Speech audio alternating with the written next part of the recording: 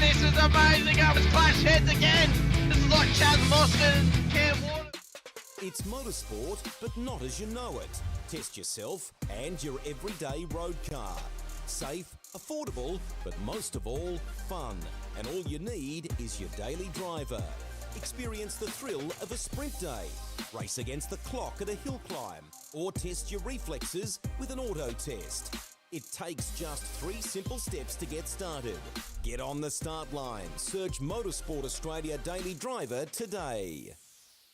Fishies in a row. They're here to make a point and to do Eddie proud. They fan out in the background as they come down to turn 1 for the first time. It all looks pretty good, 2 by 2. We'll stop the camera here. Oh, Eddie would be proud, mate. That was awesome run around turn 1. But, oi! Contact with the fishies! He's made it through. It doesn't look like Angus has made it, but Thomas Freeman's made it through, and Angus is going to suffer the crowd coming through there to be able to turn his car around. I love riding. It's a real social thing. There's a great bond between riders. Every weekend I look forward to getting out there. It's a freedom like no other. Riding to work is a great way to start the day. Shannons insure all types of road bikes, not just classics. They offer features riders really want. It's why they're one of Australia's leading motorcycle insurance providers. Whatever you ride, whatever you ride, Whatever you ride. ride with Shannons. Call 134646 for a quote. And they are off. It was a good start from Dylan De Bono. I think Phil Vella got a great start there in the background as well. You can see already cars going 5, 6 wide as they're trying to find any semblance of space. They come into T1. So far we've got 2, 3 wide as they snake down. It's Michael Culture that's got around Dylan De Bono. A couple of cars going wide there. Was that a bit of contact in the back? Scott Pocock caught up in that, I think, there, buddy. But it's Michael Cullajar's got past, so Dylan...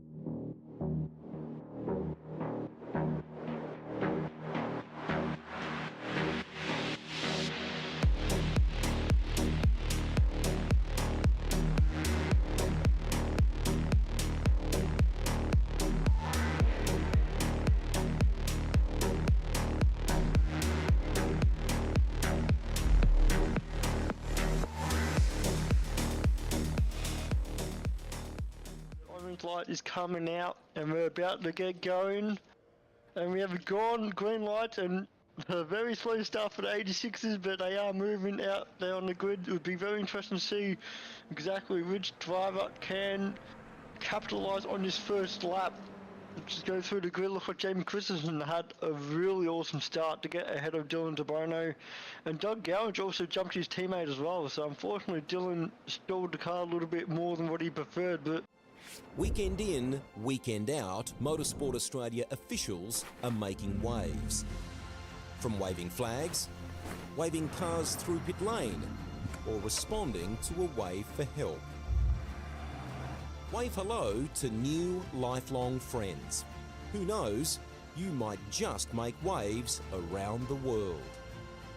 Ride the first wave. Search Motorsport Australia officials today.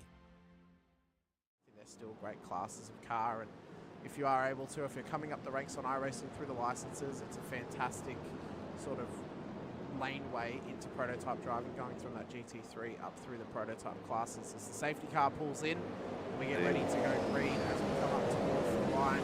Edwards, Hasler, who's going to get the jump down to turn 1, or will any of the fishies, any of the piranhas in behind them, assault them down towards green and they're off. First lap. Let's go here. We've always had a few cars. They're all special. The T-Bird. Oh, that's mine. The Combi for when we want to get away. The XR8. It's going to be a classic. They're all insured with Shannons, We've also got Shannon's home and contents cover, which helps protect our automotive collectibles, tools and memorabilia in the home and garage. If you're motoring enthusiasts like us, it's got to be Shannon's. Shannon's, insurance for motoring enthusiasts. Call 134646 for a quote.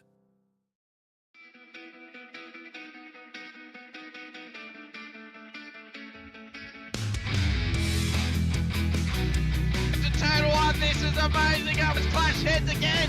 This is like Chaz Mostert and Cam Waters. Almost the same situation. Better contact going down the hill. Sam Noble wants to snip on Dave Coleman now. Sam Noble bottle right now because tell you what, Bruce Tanak and Jamie Dyke just absolutely drove away from us. Hayden trying to go around the outside. This is where he could have just sent it up the inside, but he hasn't committed, which is fair enough. It's very scary out there, ladies and gentlemen. Let's see if we get a good run. Dodds just absolute thinker, but it is a really nice move. Blake Delaney had to move out of the way.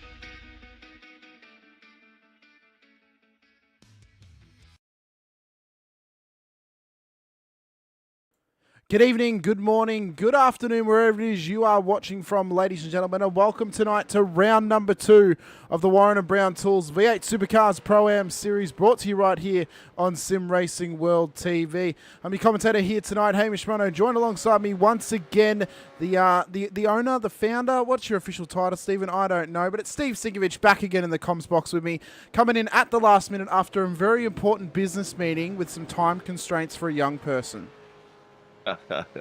There's always time constraints when you've got family and kids to look after, mate. And Sunday is Dad's Day, and there's nothing more important in my life than that. So, unfortunately, if I'm going to be late a few minutes, people, that's why I'm late, because me and my 4-year-old don't really get a lot of time together, but Sunday is our day.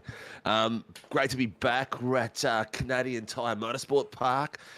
Judging by Tuesday night's race, this is going to be an absolute blinder. How did you find Tuesday night, mate? What were the highlights for you?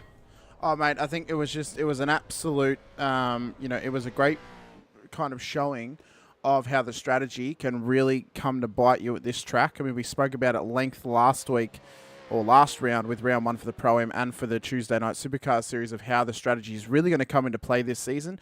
We saw it bite a couple of people on the rear end there on Tuesday night. It worked out for others. We saw some big controversial moments happen, especially some contact between the M1 drivers of Steve Kennedy and Darren Crosby. Hopefully we don't see some inter-team battles here tonight between anyone out there. But apart from that, mate, I think we're just going to get some really, really good on-track action, some great racing. This track provides a lot of opportunities for great racing, but also for some real little carnage, spicy-filled moments, as we've seen previously with the Supercars here on Tuesday, and then as well with the IMSA series here for round 1 last week as well. Well, mate, after all that, and considering the Bathurst 12-hour, we have got a massive grid out there tonight again, which is spectacular to see. Yeah, it's good to see about 24 out there. Yep, 25 cars out there, so it's good to see that we're still being able to pull a good amount of drivers in here, seeing that the OSR 12-hour is today. And if anyone's in the chat or anyone who's racing here tonight have got teammates in that one, we wish them the best of luck as they go forward in their final stints coming up here in only a couple of minutes, Stephen. The final driver will hop into the car. They'll be racing to the line, but we'll be getting to go racing at this circuit here tonight. Not too long before the checkered flag flies in that race for those drivers. A big hello also goes out to everyone in our chat already. Mr. Dodsey saying g'day to us nice and early, and Drew Long as well saying send it Schultzy. So, we're going to have some really, really good showings of racecraft here tonight, Steve, and some really good battles on hand, as I mentioned. What I think is going to be very interesting to see is how the strategies play out, and if Darren Lobb can pull off the absolute masterclass that he did last week at Phillip Island all over again here tonight. How good was that? And mind you, I picked it, didn't I? Oh, you did, to be fair. It was, it was one of those races where you could just see that was just going to get, it was getting better as the night went on, and it was great to see all the tactics coming in play, all the fuel saving and everything else. It's showing how much sim racing is evolved. It's not just a game where people sit behind a wheel and just put the pedal to the metal like the Gran Turismo movie, but there's a lot of smarts involved and a lot of people thinking about what they're going to do, how they're going to do it. And there's some really smart drivers out there that they've got to contend with. Yeah, I think, and again, it's all really going to come down to the strategy and how well drivers, as I mentioned, can really work that out for themselves. A little bit of news here for you for one of the entries tonight. Troy Stonestreet has actually managed to find himself a team now alongside his teammate Paul Burns. Those guys were together in Vets, just kind of as a partnership for the pretty much last season length worth of time, but it's pretty much been in the last half of last season, the first half of this season. They now find themselves at WKMP Sim Sports. I was a bit upset because I asked Troy to join my team, and then he comes back and says to me, I'm actually going to be joining WKMP after a little while. So, but best of luck to him. Best of luck to Paul as well, no matter where he's racing. I hope those guys can find some bonuses of driving out of that team with such a big crowd in that team, namely Scott Gamble being at the top of the list for that team as well. So don't be surprised if we see Troy start to really gain some pace throughout this season now that he's driving around guys in that team and also driving with Scotty Gamble and being able to practice with him and learn off him as well. So we could see big things from Troy in the future. Yeah, it's good to see. It's I seem to be. I'm always watching and I'm always out there seeing who's new and who's that, but I always just seem to be missing the punch to get to those guys in time to bring him into the fold at SRW. We are looking for new up and coming drivers, so we've got a few new ones that have joined us and a few new ones that we're working on at the moment. So yeah, it's another one that I missed out. But how good are these cars looking out there, man? Mate, they look absolutely fantastic, and the big news is we finally have the banners working, and I have just noticed one car that's missing a banner. That's fine. That's one that we can add in at some point. All I got to do is just do the decal layer, but the majority of the field have got their banners on. I worked with Greg tonight to get them all going. So now these guys are all looking the park. We have actually got a comment from Troy's teammate Paul Burns, giving the big ups there to Troy, wishing him the best of luck. Also Ray Douglas getting in here as well. G'day Stephen Hamish, looking forward to tonight's race, but I think Jace is out on his jet ski to Savo possibly. Oh, shame. Look, I don't blame you, mate. It's nice hot weather down here in Melbourne, and we don't get very much of it, so he's got to take advantage of it as much as possible. And where there's jet skis, there's young females, and I'm sure Jason's looking for a partner. Well, so an entry that I noticed here tonight, Steve, was Mr. Matty Whitaker. So he's now joined the fray here on the Sunday nights to really bring a challenge, and he had a pretty good run on Tuesday night. Another name to mention is Peter Vanderkraan. He really fluffed up his strategy play in the first race.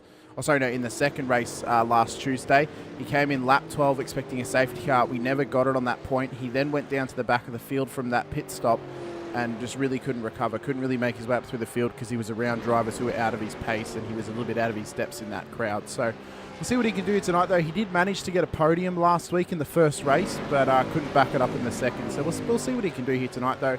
But speaking of Matty Whitaker, where is he on my screen? Here he is here. He's currently purple in the first sector, so he could be on here for an absolutely flying first lap for the Pro-Am driver. And who manages to outpace these pros? Well, I think we may be seeing him here on Sunday nights more often and less often seeing him on a Tuesday night. Quick one for you, mate. What was the... I wasn't around for Tuesday night, obviously, because we were shooting our Season 3 of the Sim Racing World Review show. So look out for that in the next day or so, maybe even late tonight if I'm too hyped up after this and can't sleep and finish my editing. What was the pit strategy, mate? What was the... what lap are we aiming for the pits? Oh, you are absolutely pulling at straws now for me to try and remember that. There's so much racing that I've called this week. I think it was around about halfway point in the race. So if we're running two races here, if we're running the same structure as we ran on Tuesday night, second race halfway through the race should be a one stop because it is only 40 minutes. So around about the 20-minute mark, we should see the start to come in. As Darren Lobb has set the fastest time now in qualifying, 1:16.225 to put it on to provisional pole. So the round one winner already looking to get off to a flying start here tonight out at Mosport. And well, if he can get that car on pole and keep it on pole, then he could have the best chance over anybody. Andrew Dyson, who managed to get onto the podium on Friday night, actually got the win on Friday night for the GTDs in the IMSA series. He's currently got his car P2 at this stage. So we could be on for an interesting battle tonight for this win, not just in the pros, but in the Pro-Ams as well. Yeah, that's looking good. I'm looking at some of the names that are up there. Cameron Jones is up there again tonight. Bruce Tannock looks like he's got his racing shoes on tonight. He's got himself in the 16.65, which is good to see. Stone Street's up there as well. It's great to see out there. There's a few boys still yet to set some laps. Looks like my name's up there. I definitely won't be setting a lap. Coleman, your name would be there. Coleman get off the mark tonight. Yeah, your name's up there because I haven't put you into the other class because you've joined as a driver, but that's fine. We've also had a comment here from WKMP TV, so I'm going to assume that it's John Van Ree who's behind that comment. If it is you, John, great to have you. If it's not, and if it's another representative of WKMP, great to have you as well, giving support for their new driver choice, Stone Street, just to see how he does it tonight. And I mentioned last week, I think Troy's really going to be a major player, and I think by the end of the season, he's going to be someone who's gained some pace about him. and he is really going to be challenging for those wins. As I mentioned last week, he's a driver that went from Split 3 and automatically promoted to Split 1 after winning the Split 3 championship. Only driver to do so ever in the vet. So he's already a groundbreaking type of driver, and he'll be hoping just to continue to improve. And since he is now being able to practice with Mr. Gamble, I would not be surprised if he just gets pace out the wazoo pretty much nice and early here. Yeah, 100%. Sounds good, mate. Look, if there's anyone out there who's doing OSR's 12-hour and they're an SRW team, and you want to jump into the broadcast room and have a quick chat about how your day was and what was your highlights and that sort of stuff, we're quite welcome to do that as well. We're not just about our own broadcast. We're about all the drivers that participate in SRW. So if you're having a great run somewhere and you want us to know about it, let us know. We'd love to talk about it on our review show as well, and also mention that your highlights on our shows, because we're here every night except for Saturday night. For some reason, we're social butterflies here. We want to have Saturday nights free. Well, it's good that we have Saturday nights free, because it means that I can fill it up with another day of a broadcast. Which my broadcast yesterday, your favourite friend of mine, Jack Anderson, he just turned the whole chat into a food chat, which I did appreciate because it gave us something funny to talk about. But it was good that he was able to give me the support once again. But yeah, I mean, my team and my efforts were not good enough to get into the OSR 12-hour, unfortunately, through pre-qualifying. If we had made it, then I would have been coming in and being like, oh yeah, we're doing so-and-so in the 12-hour at the moment. I've done my stints for the day. Now that's broadcast, but I haven't had to do that today. So, but yeah, best of luck to those guys, as they've probably just started their final stint for the night. So we'll see how we'll see what it looks like after the race and see where people have finished and stuff like that. Yeah. So for tonight's race, the weather is sitting in dynamic. We're looking at mostly cloudy. Air temperature is going to be at 20 degrees, 21 degrees Celsius, I should say. You're going to be humidity of 20%, wind 10 k's from the south. So it's going to be interesting to see how that affects tyre wear and everything else that comes with it, and whether the boys are going to be ready for it. This track's got a few tricky spots in it, mate. Yeah, it really offers up some quite interesting challenges. And sort of run through them on Tuesday night, as well as the Friday before for IMSA. Namely, I mean, the one thing that these cars are really going to have to be careful of, and we didn't see any on Tuesday night, but we may see some tonight, is blown engines down the back straight. If people are pushing their cars a little bit too hard as Darren Lobb heads into the wall off the back. We don't usually see that from Mr. Lobb. Looks like he missed his brake point, or... Yeah, I think he just finished the lap and he's like, oh, I'll just put it in the wall. Is he in a stop? I hope he's not on VR, mate, because that quite hurts the temples. Yeah, I'm not 100% sure on what he might be running at the moment. But yeah, I think, you know, it offers its own challenges. We saw some mistakes being made at the double right-hander at turn 5 and 5A, and that's really like our major kind of area of mistakes that can happen. But areas where we could see some controversial incidents happening, including calls from race control, could be out at turn 2. Cannot really go too wide through there. So if we see cars going too wide, don't be surprised if we see the car on the outside run into the grass and the sand on the right hand side of the corner. And then also through the final little section as well, we saw some incidents happening there on Tuesday night, specifically the contact between the M1 drivers through at the end of the straight through the fast right-hander, and then also a couple of incidents coming through the final little chicane section onto the main straight as well. So, yeah, a couple little areas, Steve, but, you know, I think the pros especially should be, you know, well enough attuned to this track. It's been in the iRacing calendars for quite a bit of time now, and is kind of a mainstay in the Supercars calendar every couple of seasons. So I reckon these guys should be pretty adverse to driving around here and pretty, you know, true tried and tested. Seeing as it's also probably normally on a league calendar as well every now and again. So we've got all sorts of opportunities to practice here. Well, as you mentioned, the calendar, we'll give you guys a bit of a rundown. We are at rundown on round 2 for those who are new watchers to our stream. And then we head off to Sonoma for a sprint, Silverstone for a normal race, Mugello for a normal, and another sprint at Motegi, Hockenheim for a normal. Magna Core sprint's going to be interesting, and finishing off round 9 for our season at Sebring for an enduro round, where we'll have our top 10 shootout, which is our only top 10 shootout for this season. Yeah, that's going to be a bit of a bumpy affair going around Sebring. Maybe we'll pull out the old rocket launch as well. in the middle of that one, since they like to do it during the 12 hours. So maybe we'll have a little sneaky rocket launch during the broadcast as well, just to keep our minds sharp and our eyes on the action too. But Tanik there just pulls that off the back of that lap. Current top 10 as we stand. Darren Lobbs currently provisional P1. Andrew Dyson P2. Cameron Jones in P3 at the moment. Michael Whiting in P4. Troy Stonestreet in P5. Bruce Tanik in P6. Brad Doble in P7. Harry Dodds in P8. Peter Vanderkran P1 for the Pro-Ams and P9 overall at the moment. Then young Ty Delaney in P10 at this stage in time. So quite a nice little spread there for drivers in the top 10. Any of them could realistically take out a win here tonight if their strategy works out for them. But Vanderkran P1 at this stage, he's looking pretty strong. He looked strong on Tuesday, but he has also got Matty Whitaker, who's been incredibly strong the previous 2 rounds on the Tuesday nights as well. Mate, have a look. From 1st to 17th is 1 second. 1 second. You know, that is really just maybe a tenth and a quarter here or there. And the rest of the times, they are pretty much, as you go down from the 1st to 17th, there's a tenth between each driver. That tells me we are going to have an epic battle all the way up and down the field. This time tower is going to be all orange and yellow all night long. It's going to be crazy.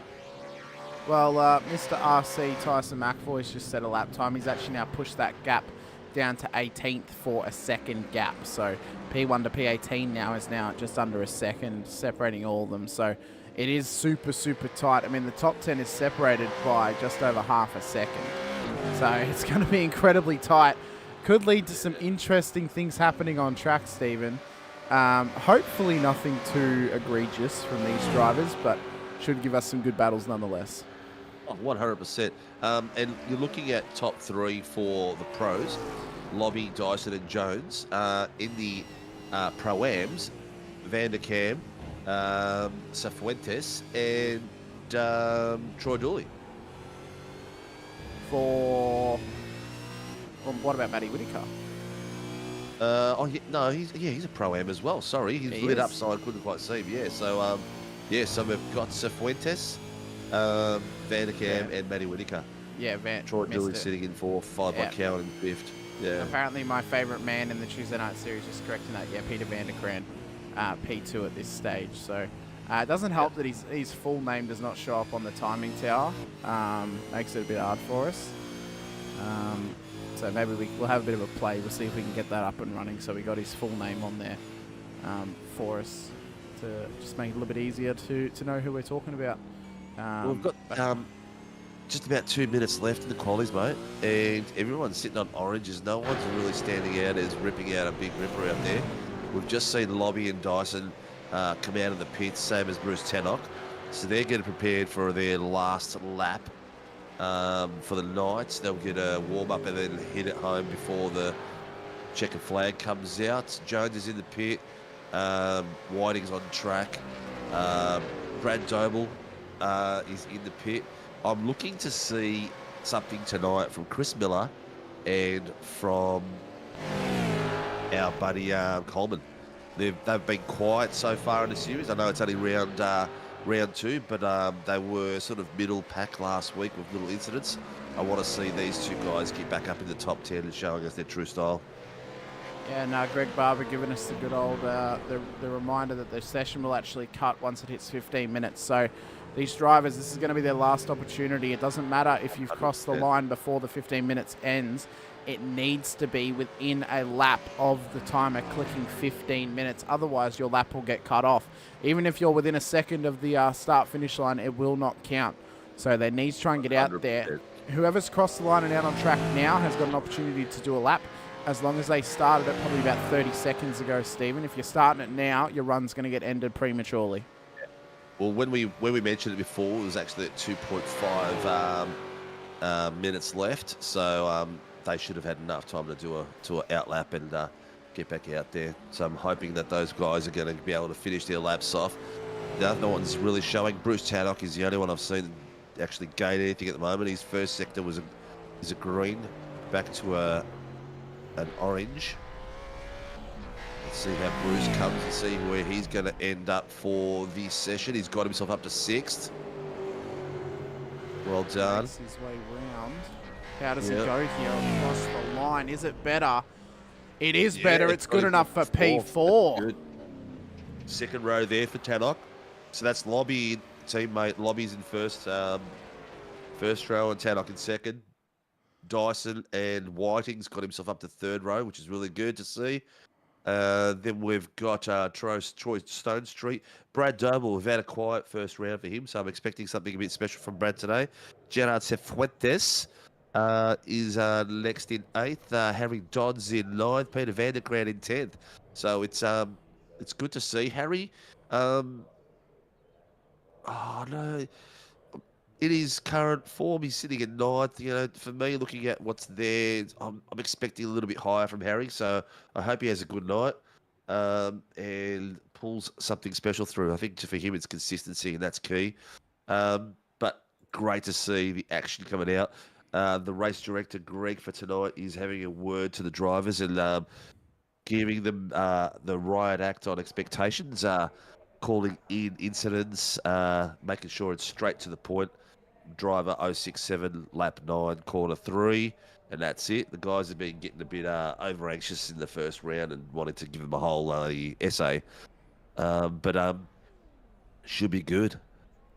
Very good, mate. Well, I'll quickly run through the grid now before tonight's race here. So Darren Lobb will start in pole position for race number 1 here tonight. He'll start just alongside Andrew Dyson out of P2 for Circulators Inc. by DPR. Cameron Jones will then line up in P3 for 9.5. Sim Sports ahead of Bruce Tannick out of P4 for Mag and Turbo Motorsport.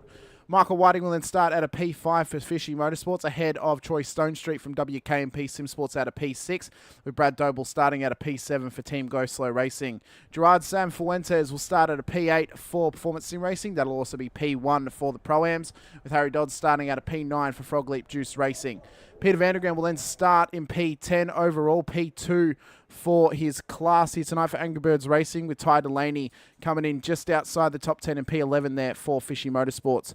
Chris Miller will then start at a P12 for Fishy Motorsports next to his teammate, with Tyson McAvoy lining up in behind them in P13 for Performance Sim Racing. Matty Whitaker will then start at a P14 for Fishy Motorsports ahead of Will Buchanan in P15, with Jamie Davis lining up alongside him.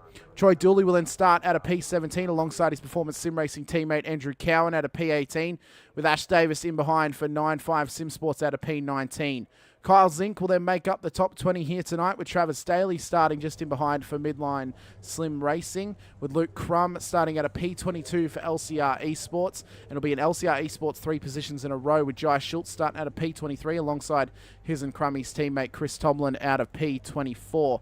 And then finally, rounding out the grid here tonight, David Coleman will start at a P25 after not being able to start set a qualifying lap there in the previous session. Stephen, big thank you to our race controllers as well, Greg Barber and Tommy as well. So appreciations to them and appreciations to everyone who is watching the brilliant racing we're about to have on show here tonight. We're going to get ready to go green here for the first race. Stephen, they've gridded up. They're ready to go. Lights are up. Let's get ready to go racing for race number 1 here tonight of the Warren & Brown Tools V8 Supercars Pro-Am Series. It is green, and it looks like a nice and steady start for the majority of the field, all of them just kind of spreading out as we come into turn 1. Beautiful takeoff there by Darren Lobb. Nice and clean straight away. Got the clutch down nice and got some traction out of there. But everyone is very quickly, apart from a couple at the back going too wide, set into the single file and making sure that they're getting through the first lap clean. Look at Funky Miller making a dive there and getting some clean air in front of him. The boys are looking very controlled tonight, very measured, which is really unusual. You say unusual, but I think that's kind of the nature of the beast of this track. You want to be kind of clean and conservative on lap 1 here. Lobbs had a relatively good start, but Dyson's right there with him as Jones has a big slide out the back of 5A as they start to come down the Andretti straight for the first time. We've got Simon Hayes in the chat saying good day to us. Great to have you here, Simon.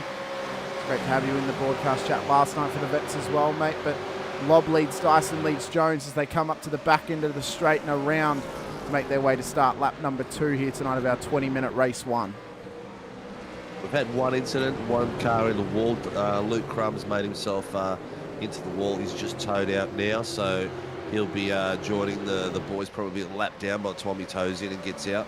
But there's one casualty. He's pulled incident in with don't know what it is at this point. But as you said, the boys are absolutely having a clean, nice drive as we go for.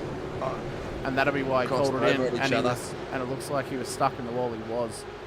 So nowhere to go for Crummy. Yeah, he was caught on those. The fences these days, they catch you. They don't let you go. I know for a fact. Oh, there's another one going. He's held it. Oh, he's slid back. He had no control of that at all. And he actually took Whittaker out with him at the same time. Yeah, it didn't help that Whittaker kind of gave him a little bump off the back of it.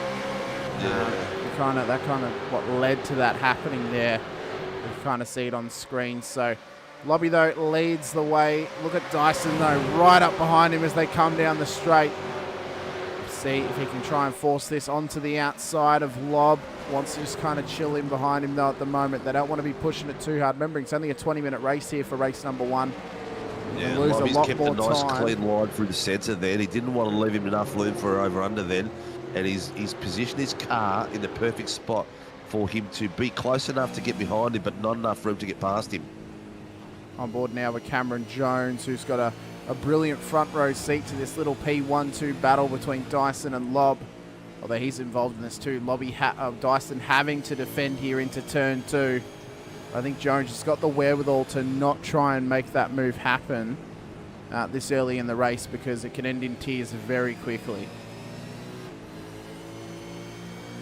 Yeah, this track can be very careful, and you can be careful here as well, because this coming down the hill here, this braking zone to the hard right-hander right here, it's sort of like it's got like 2 little apexes to it. It's a really funny one, and you've got to get your foot down early to get out, but you've also got to be careful, because it's one of those spots where we'll definitely see a car spin at one point tonight. Yeah, it's incredibly slippery. We saw Vanderkrant make a mistake there when leading on Tuesday night. Only dropped him back to P3 though, luckily for him, but it forced him to kind of give up a win, unfortunately for himself, in race number 1 last Tuesday. But I mean, 3 laps in, coming up to lap 4, Stephen, just under 4 minutes into this race, and these guys are looking relatively clean so far. Yeah, nice and clean. It's very measured by everywhere tonight. Everyone is staying very close. The timing tower is all green at the moment. It's yeah, because there it is. Yeah. I'll see. I still had it on the qualifying setup, so we got our interval going now. Just as we expected, all couple of tenths between it. The top 3 drivers, 5 tenths, 2 tenths, 4 tenths, 2 tenths, 6 tenths. 2 tenths, 4, 4, 4, 4, 4, 4. It's crazy. And everyone's just following the gravy train at the moment and just waiting for someone to make a mistake. That little port there that Lobby's just gone past then is another one. It's an easy one to touch the left-hand front tyre onto the grass and lose control quite easily. So we can see here, Lobby has built himself just a nice little half-second gap over Dyson. Although Dyson does now have the toe down the back straight. He's not really going to be able to gain too much from this, though, into the corner here down at the end of this. And I can just see in the back here, in the back of the train, we've currently got Troy Stone Street, who's just trying to stick onto the back of Michael Whiting at this stage. He's done well here off the start, Stephen, just to kind of really keep the cleanliness going on and just try and stay in this battle. In behind him, we've got Dodsey. He's currently got massive pressure in behind from Dobble, who's dropped a spot. Sam Fuentes has also dropped a spot in behind, so Dodsey's up 2 spots here off the start. Biggest gainers so far, Jai Schultz, Chris Tomlin, they're both up 5 as we come on to lap 5. Read my mind. I was just looking at that as well. Good timing, mate. Good timing. Simon Hayes, g'day, mate. Hope you're enjoying it. Anyone wants to see anyone in particular on track, let us know. We will try to go up and down the field as much as we can, because we love to show up the racing. Andrew Cowan at the moment is getting a lot of pressure from Ash Davis. Ash Davis, former champion here at SRW, winning the Porsche Cup, and we had the Porsche Cup in the series, which I'm hoping we can get back one day again soon, because I really enjoyed driving the Porsches around in SRW. Ash has got a fair bit of skill in him too. Oh, sorry to kind of cut you off there with my own little moans and groans. It was such an interesting camera angle to see coming through 5 and 5A. Has he made it? I don't know. We got Tyson helping Cowie out a little bit here. He might need to try and block the inside line or the outside line from Davis. He does do. Across. Good bit of teamwork there, but I'm not sure how much is going to help him. It's pushed Ash out wide. It's given Cowie the ability to cut back in under him. It wasn't too bad. The toe was there from Tyson for a bit there. Oh, yeah, look, great bit of teamwork, mate. That's what I like to see out there. And that crafty old fella, Tyson McAvoy, he's very good at it. The only thing right now is that Cowie's let Ash get him underneath on that corner, and he's just about to hold it through. He's got to be really careful. He doesn't give Ash a gap as he comes into corners, because Ash will get under him and he'll fight the position. Yeah, so Cowie needs to be careful here of Mr. Davis. Oh, is he going to try and force this round the outside? Gets the washout, though, from being offline, and he's going to lose a heap of time to Cowie ahead of him now. And he was lucky then. His tyres were right on the edge of that grid. Look at that. He's got his teammate behind him now in Kyle Zink. So maybe these guys can try and close that gap and start to work together here. A bit of 9-5 versus Performance Sim Racing. Bit of tag team action coming up here at Canadian Tyre Motorsport Park between these four drivers. Although Buchanan and Schultz, they'd want to get in on the action too in behind. So we could see a bit of a three-way dance coming between a couple of strange bedfellows and two sets of teams. What's a strange thing to really see at the moment in the top 10 is that Michael Whiting is having to do it all on his own. His regular partners up front, Jamie Dyke, is not racing this season at the moment. And Blake Delaney's in Vegas for work. Vegas, baby. But Chris Miller and Coleman aren't really supporting him that much. Miller's down in 11th, and Coleman, I'm looking down. He's in 24th. What the hell's going on there? Yeah, I think starting from the back of the grid has not really done him any favours. I do believe he was actually running in the Fishy car today for the 12-hour alongside Jamie McKnight and others for Fishy. So he could be a little bit burnt out at the moment after driving at Bathurst all day for the OSR 12-hour. Have got a drive-through penalty for car number 92 for an unsafe rejoin causing contact with car 333. So that will be Jamie Davis, who was involved in that lap 1 incident with Matty Whitaker. Interestingly enough, Whitaker hasn't actually been given a penalty for the initial knock on Davis, which put him offline. But that could have possibly been a bit of net code or something like that caused that. But I'm sure if there is an incident coming, that Race Control will let us know. That's an incident between Troy Dooley and himself. No, the 333 is Troy Dooley. Oh, it is too? Oh. Yeah. Oh, so that must be a separate incident then. Yeah. That other incident, I think that was just a racing incident. They were just both side by side. It's got a little bit wiggle room. Oh, look, who's that with the no bonnet? Is that Dooley? That's Dooley without his bonnet. No bonnet. So he's under a bit of pressure right now from Jai Schultz. Yeah. He's just trying to stick with him at this stage. He's doing a good job at it. And then Chris Tomlin's in behind. Oh, that's Davis. That's Davis. He's been off. Jamie Davis has been off track once again. He needs to refresh his paints as well. His car's looking white. Yeah, it is. I did refresh my paints as well, and unfortunately it didn't really give me anything. Oh, it's just a massive drift off the track. Nowhere to go. Oh. Jamie Davis is a bit of a problem there, mate. He's got himself a black flag for unjoining safe and contact with car 92. So he's got himself... Yeah, that was the incident we called before. And look at this. He's come out of the pits, hasn't fixed his car, and I would not be surprised if that's going to be a mechanical black flag from Race Control, because there's no way he can drive around like that. That's just unsafe, not just to himself, but to other drivers as well. There's also been no further action on the incident involving Davis and Whitaker from earlier in the race. So no further action for that one. But yeah, Davis, I think, just needs to bring it in. Yeah, unfortunate for him so far. If he had parked it on top of the tyres, I was going to say he can't park there, but he's still going at the moment. But yeah, I think it might be time. No, you know what he's done? He's served the black flag drive-through. That's what he's done. Oh, yes. Yeah, so he served his drive-through just then, and he's trying to get back as quick as possible so that he can go back and fix his car. That's unfortunate for him, because he was probably going to go in and fix his car, and now he's going to serve the black flag. So he's driving like a madman out there, trying to get it all the way back, so it's good. Or Laura Anderson, he's driving it like he stole it. He is driving it like he stole it. It does look like a stolen car after someone's been driving it around for about a week. Yeah. So, but you see as well, Jones has actually now managed to get past Andrew Dyson for P2 in this race. We missed it before, and this is how it happened between them both, although Dyson looks to be getting it done again. So this is how he did it. It was after turn 2. Looks like to be about turn 3. Lob goes out wide. Oh, well done. Just shoves up the inside. That's a beautiful move. Absolutely beautiful. Yeah, but what was he? Why did he pull out wide there? He should have been hugging the apex then. So Dyson must have just gone into too much pace and had his eyes in the rear vision mirror rather than on the apex, because he's missed his apex, and the pressure must have got to him, and it's given Cameron Jones that gate to get into and stick his nose in. From there, it was all over. Well, it's either that or because he was in behind Lob, who also went wide on entry. The slipstreams actually kind of sucked Dyson along and actually kept him out wide, and that's what's then allowed Jones just to kind of shoot it up the inside. Of course, Dyson can't just turn straight back in on him once they're side by side, because it's going to end poorly for both of them. So he just did the smart thing, slotted it back in behind him, and they continue on racing with about 8 or 7.5 minutes to go, Stephen.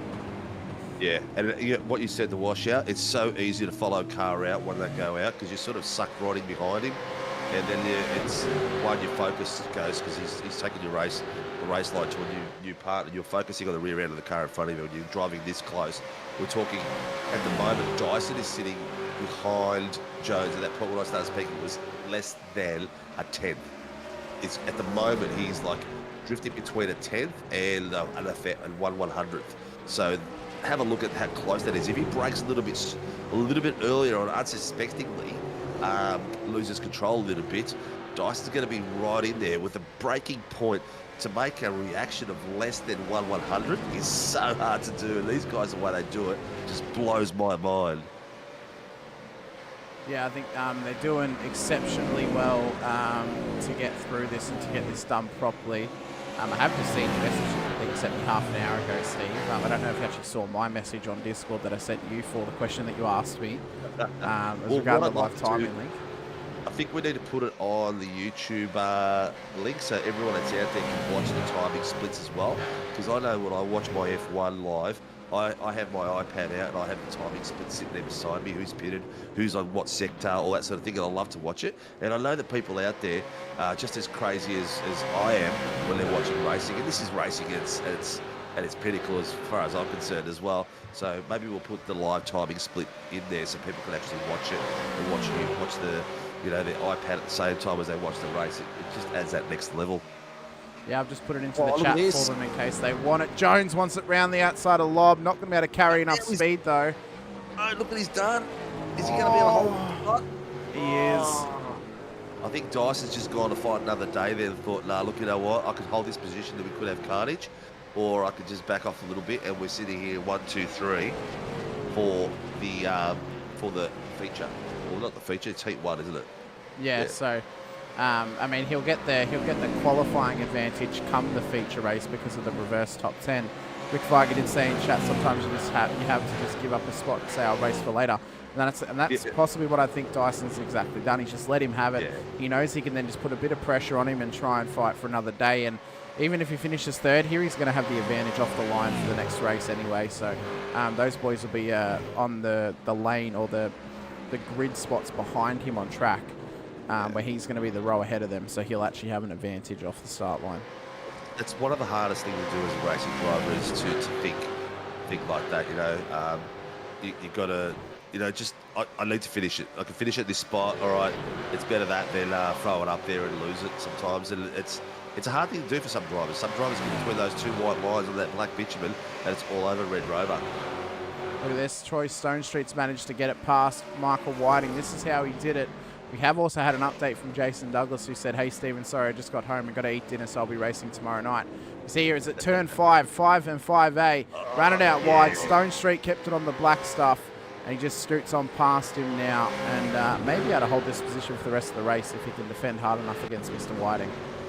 It's a tough braking point there because your car sort of bounces. There's a few bumps right there. If you brake it right on the bump, you just sort of lose that little bit of traction. It looks like that's what's happened to Whiting there, and it's taken him wide. He's lucky he didn't spin it. He's lucky he's controlled it coming through that apex.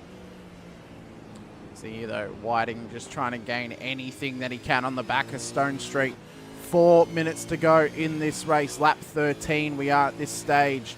Should not be seeing any pit stops in this race. Oh, Whiting looked to try and cut it up the inside, but Stonestreet just holds him off at that point in time. So they come round 5 and 5A. And they will start all over again. I don't think Whiting's close enough here to really make any moves up at the end of the straight, so I think he's going to want to try and maximise this run down here to keep the pressure on Stone Street for the next lap. Just for a few seconds, can you split it into classes so the viewers can see how the classes are panning out at the moment from first to second? So you can see at the moment the pros, we've got Darren Lyle, Aaron Dyson, Jones, Tannock in the top 4, Stone Street, Whiting, Doble, Delaney, Dodds and Miller. In the Pro-Am, Cifuentes, Van der Kraan, Cowan, Davis, Zink, Dooley. Dooley covered by Whitaker, Tomlin, Crum and Daly. Really important, I guess, looking at those positions is that Cowan is at the moment taking out last week. He's in a really good position to get a good start on the leaderboard. Yeah, he is. But I mean, look at this. Sam Fuentes under massive pressure from cars in behind overall. He's inside the top 10s. He's actually got a fair old gap back to Van der Kraan, who's actually just off the back end of this little battle pack. There's still a lot of pressure coming onto the back end here of Gerard Sanfuentes as we come around 5 and 5A. He is. Yeah. He is. Delaney, then we've got Dodds in the sandwich and the Fishy boys there with Chris Miller behind him. So we could be on here for an interesting final couple of laps for these guys.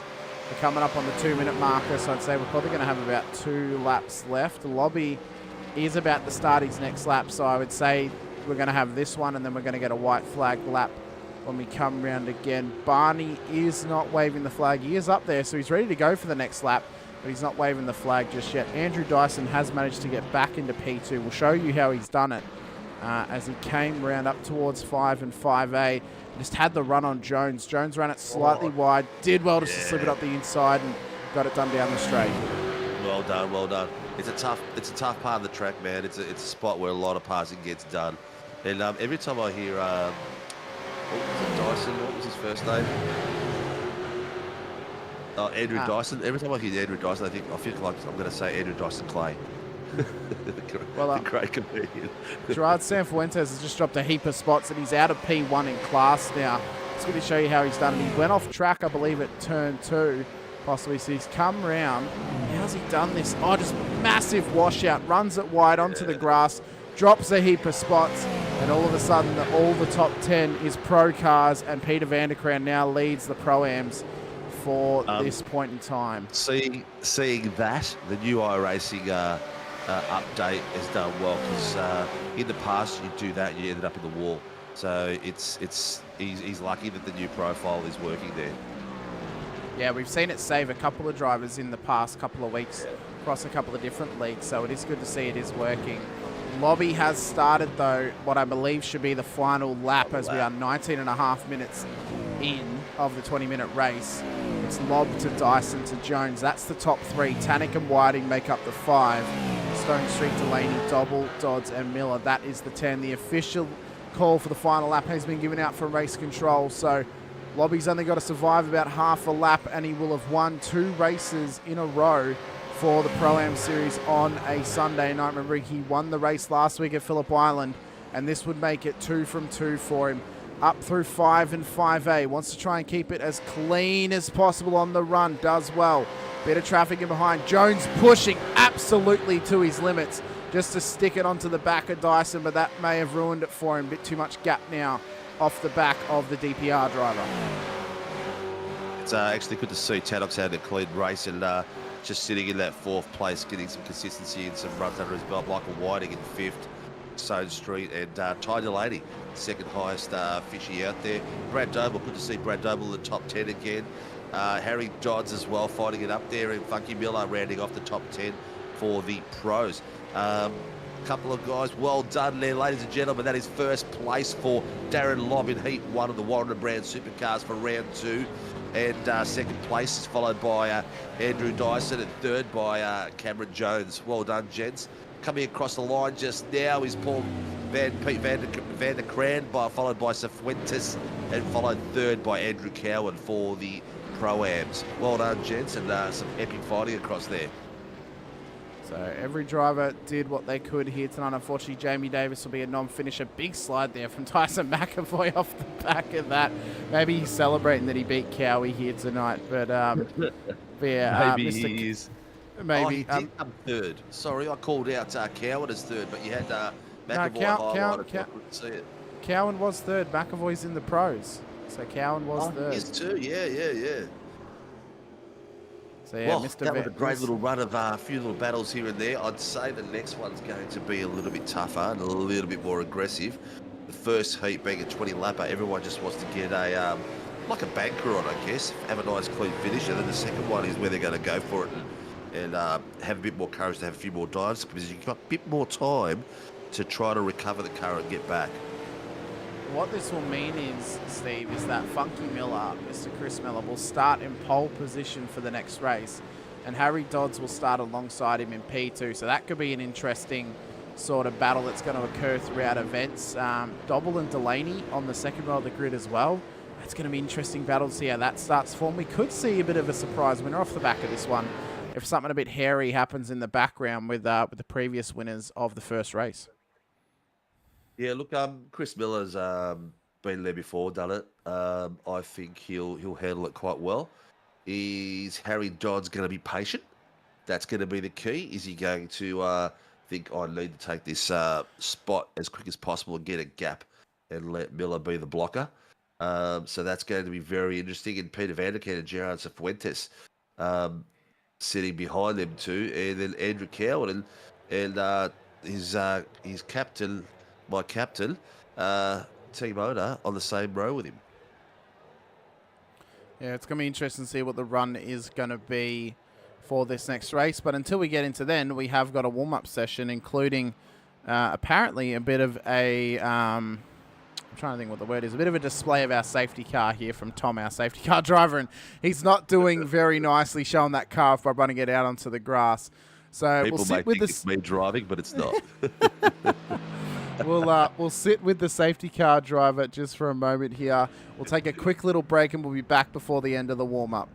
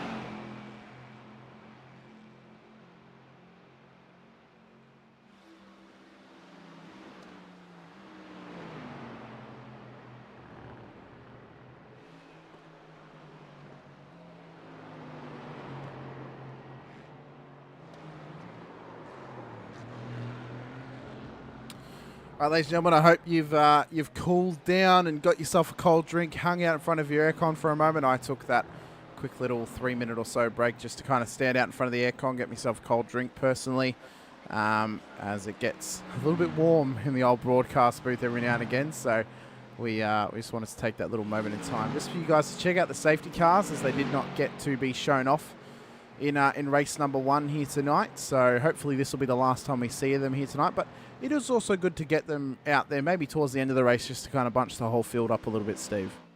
Yeah, 100%.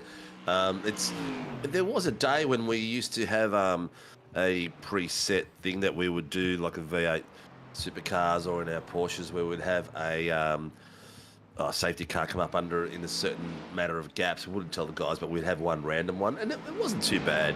But you know, we've gone a bit more real world as much as we can these days. Yeah, I think that's probably the best policy sometimes. I know there's been other leagues, namely the one that I ran, where, you know, people, you know, where we kind of just decided, oh, we're going to run a random safety car, and it doesn't necessarily work as well. It's kind of just better just to have that live safety car happen as best you can. But, yeah, I think, you know, 40 minutes of racing coming up. Nice little shake-up of the top 10.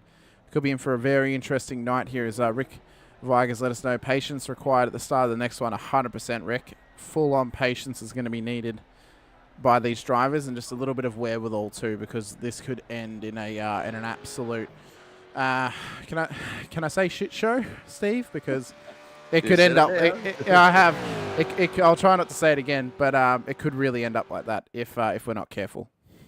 Yeah, 100%. Look, I don't think it will. It's the guys are out there are pretty smart drivers, so you know I think they'll be fine. So just to run us through quickly our starting grid here tonight, we'll just run through the top 10 as that is all has changed off the back of race number 1. Chris Miller will start out of P1 for Fishy Motorsports ahead of Frog Leap Juice Racing's Harry Dodds. Out of P2, Brad Doble will start out of P3 with Ty Delaney starting out of P4. Troy Stoneship will start out of P5 for WKMP Sim Sports ahead of Marco Whiting for Fishy Motorsports out of P6. Bruce Tannock will then start out of P7 for Mag and Turbo Motorsport, with Cameron Jones finish P3 in the last race, starting out of P8 for race number 2. It'll then be the top 2 from the last one. Andrew Dyson starting out of P9 and Darren Lobb, race 1 winner, starting out of P10. We'll quickly show off what the rest of the grid look like in case you may have forgotten how they finished. And it'll be Jamie Davis off the back of the rest of the field. Once again, thank you to our race controllers for being in here tonight. And a big thank you as well goes out to our sponsors as well, Steve. Shunt Scenery, Neuro Power, Grim Industries, DSL Rail Services, Warren & Brown Tools, Motorsport Australia, and Shannon's Insurance. Thank you for supporting the series, the league, and the show. Thank you to everyone who's been watching us here tonight, taking your time out of your evening or out of your day or just out of your life in general to bring us into your homes and have us on your screens. We so appreciate it. If you haven't already, please hit the like button, hit the subscribe button, and click on that bell icon so you are notified anytime we go live across our 6 nights of racing here on SRW TV. Our series that we run Monday night, Motorsport Australia Formula Vs. Tuesday night, Warren & Brown Tool V8 Supercars Series. Wednesday night, Shannon's Formula 3 Nationals. Thursday night, Shannon's GR86 Nationals, which is also a Motorsport Australia official series. Friday night, Warren & Brown Tools IMSA Series. And then our Sunday night, Warren & Brown Tools V8 Supercars Pro-Am. So a lot of stuff coming your way. We've gridded up for race number 2 tonight. Let's see who's going to get the jump off the line here. And if we can keep it as clean as we did for race 1. Green flag. And it's lights out. And away we go, as Crofty would say. It was an absolutely mega start from Funky Miller here off the start. Dodsey just slots in behind. Delaney's already up to P3, Steve. He's had an absolutely mega start against Dobble. Doble has made it safe. He's didn't fight the move at all. There is someone fighting the move back there too wide. It looks like there's someone's gone off. I think it might be Bruce Tannock. He's run a bit wide. Oh no! He'll get himself back on track quick and early. But the boys are too wide. I told you they're going to be a bit more aggressive in this run as they're coming from Tannock. He's got Vanderkram beside him. Is it coming through? Oh, it looks like someone has spun. Is that Whittaker? Dave It's Coleman. Oh, he's having a nightmare tonight. I'm feeling for you, Coleman. I'm feeling for you, mate. We'll get the replay of it after the slap. Front and made sure it's nice and clean. There's no way past for Harry Dodds at the moment. He's making sure he's got the inside lines, taking it a little bit wide to make sure that Harry's got to follow him out. Oh, Dodds, he's gone. He's gone. He's tried to crowd Miller up, and it's cost himself those positions there by the look of it. That was a silly bit of work there. Oh, Doble has taken a turn as well and ended up in the wall. This is the curse of racing in this series, people. We are talking 1/10, 2/10 between first position and second position. There is only 1 second gap. And if you do go off in the first lap, you are going to go all the way at the back, as in Bruce Tannock is in the pits right now. You can see that, who was that went up before? Doble. He has lost how many places? We'll get the gain up on screen so we can see. Oh, he's in 23rd. So he's gone from 3rd to 23rd. That's what it costs you out there. Oh. But look at this, though. Who has taken advantage? The young gun, Ty Delaney. So he now leads, I believe, he definitely leads for the first time this season ahead of his teammate, Chris Funky Miller. And Cameron Jones is already up into P3. Andrew Dyson's already up into P4. They've had a mega run. Lob's already up into P6, so it may not be very long until we see these guys really putting the pressure on the front few. We'll see if we can get some replays happening here of those incidents. So David Coleman was the first one to really crack and have a proper incident. It's down at turn 3. It's crummy on the inside. There's nowhere to go. Josh Schultz and someone else there, and Davis, I think that was, and unfortunately Coleman was the result of that. Yeah, that was just unfortunate touch between the two of them. They're both lucky that they're still on track and not in the walls. That could have gone either way. That'd go down as a racing incident, I'd assume, at this point. But you did mention it before. Oh, unfortunate there for Doble as well. Oh, my God. Oh, I'll leave that to the RC team. What you're seeing out there at the moment. Dodsy's had a little moment. That was Dodsy. Is that Dodsy as well? Yeah. Oh, that's Dodsy trying to get back. Yeah. Well, what you're seeing at the moment is young Ty Delaney actually leading his first race based on position without him coming out or waiting to pit or anything like that, where he had people pitting in front of him and he's still got to pit and he's out in the front of the track. He's had that, but this is his first time leading a race on actual position. So I'm sure he's got the team behind him. Michael Whiting is probably in his ear talking to him as well on Discord. Keep it nice and clean, making sure he's there. Miller's behind there at the moment. Miller will be blocking at the moment. He'll be letting Ty get away a little bit. And he's doing some great driving there, Miller. Look at that. Look at the gap he's creating for Ty there. Oh, look how close Dyson is behind Miller. That is ridiculously close. Whiting is putting some presence there as well. These boys are that close to each other. They could probably getting some carbon dioxide poisoning. I was about to say Chris Miller has become the quote-unquote iron curtain here for Fishy Motorsports. He is just blocking any attempt for Dyson. Jones is going in there. Jones has dived in and gone for it, but Dyson's made a pass as well, so both of them have got themselves an actual position. Lobby's got himself in the 5th now too. And here's Jones. He wants it up the inside of Miller. He's got it at turn 5 and 5A. Oh, he's got a bit of air. That was great racing between spectacular those racing boys. there. We've had two mainstays in this race at the moment getting past on the insides, leaving a little bit of a gap, and a little bit of a gap when you're driving at 0.2 seconds apart is not much room, and you've got to take advantage of it when you can. And here comes Miller again. He's not finished. Up, he wants this round. The outside wasn't quite close enough to get it done. Off the back of that one there.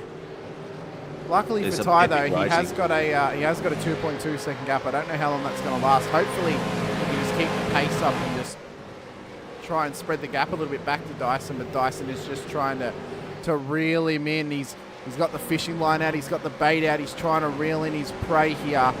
Of the young Piranha and Delaney. He needs to stay focused on clean, hitting his apex, getting the ins and outs right. And you've got to remember the guys behind him are all fighting as well. If Cameron Jones doesn't get on the back of Dyson soon, though, Dyson's not going to be feeling any pressure. He won't be fighting for position. Therefore, he will be catching Ty Delaney in the process of that. The rest of those guys have got a 0.2, 0.4, 0.2, 0.3. So they're constantly thinking about who's going to dive on the inside. I need to stay clean. I need to stay sharp. So Darren Lobb currently as well. Just right up on the back of Chris Miller. He wants this run down the straight. May not be quite close enough. I reckon Miller's going to try and force him the long way round. We've seen how that has worked when Doddsy was forced to do that as well. He wants it down the inside. He's got it on Miller, but Miller's going to hold him off through the final couple of corners. They're too wide. They are super close, and Lob's got it. Oh, what a pass. An insane move. Into race control. What's happened to him here? He's towing. Oh, and he's just lost it. Oh, my God. Yep, and I don't blame him for wanting the tow. Yeah, that car is pretty much toast.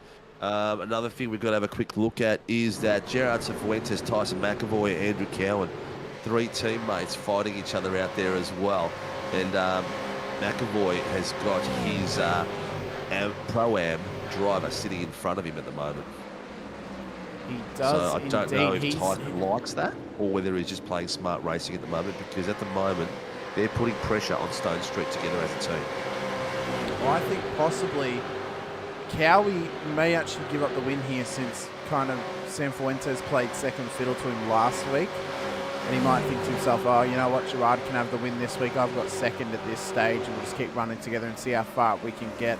They are putting the pressure on Stone Street, who's without a teammate out on that field. So it is a 1-on-3 situation, but Stone Street's strong. He can hold his own against quite tough opponents. He does it week in and week out, split one in vets.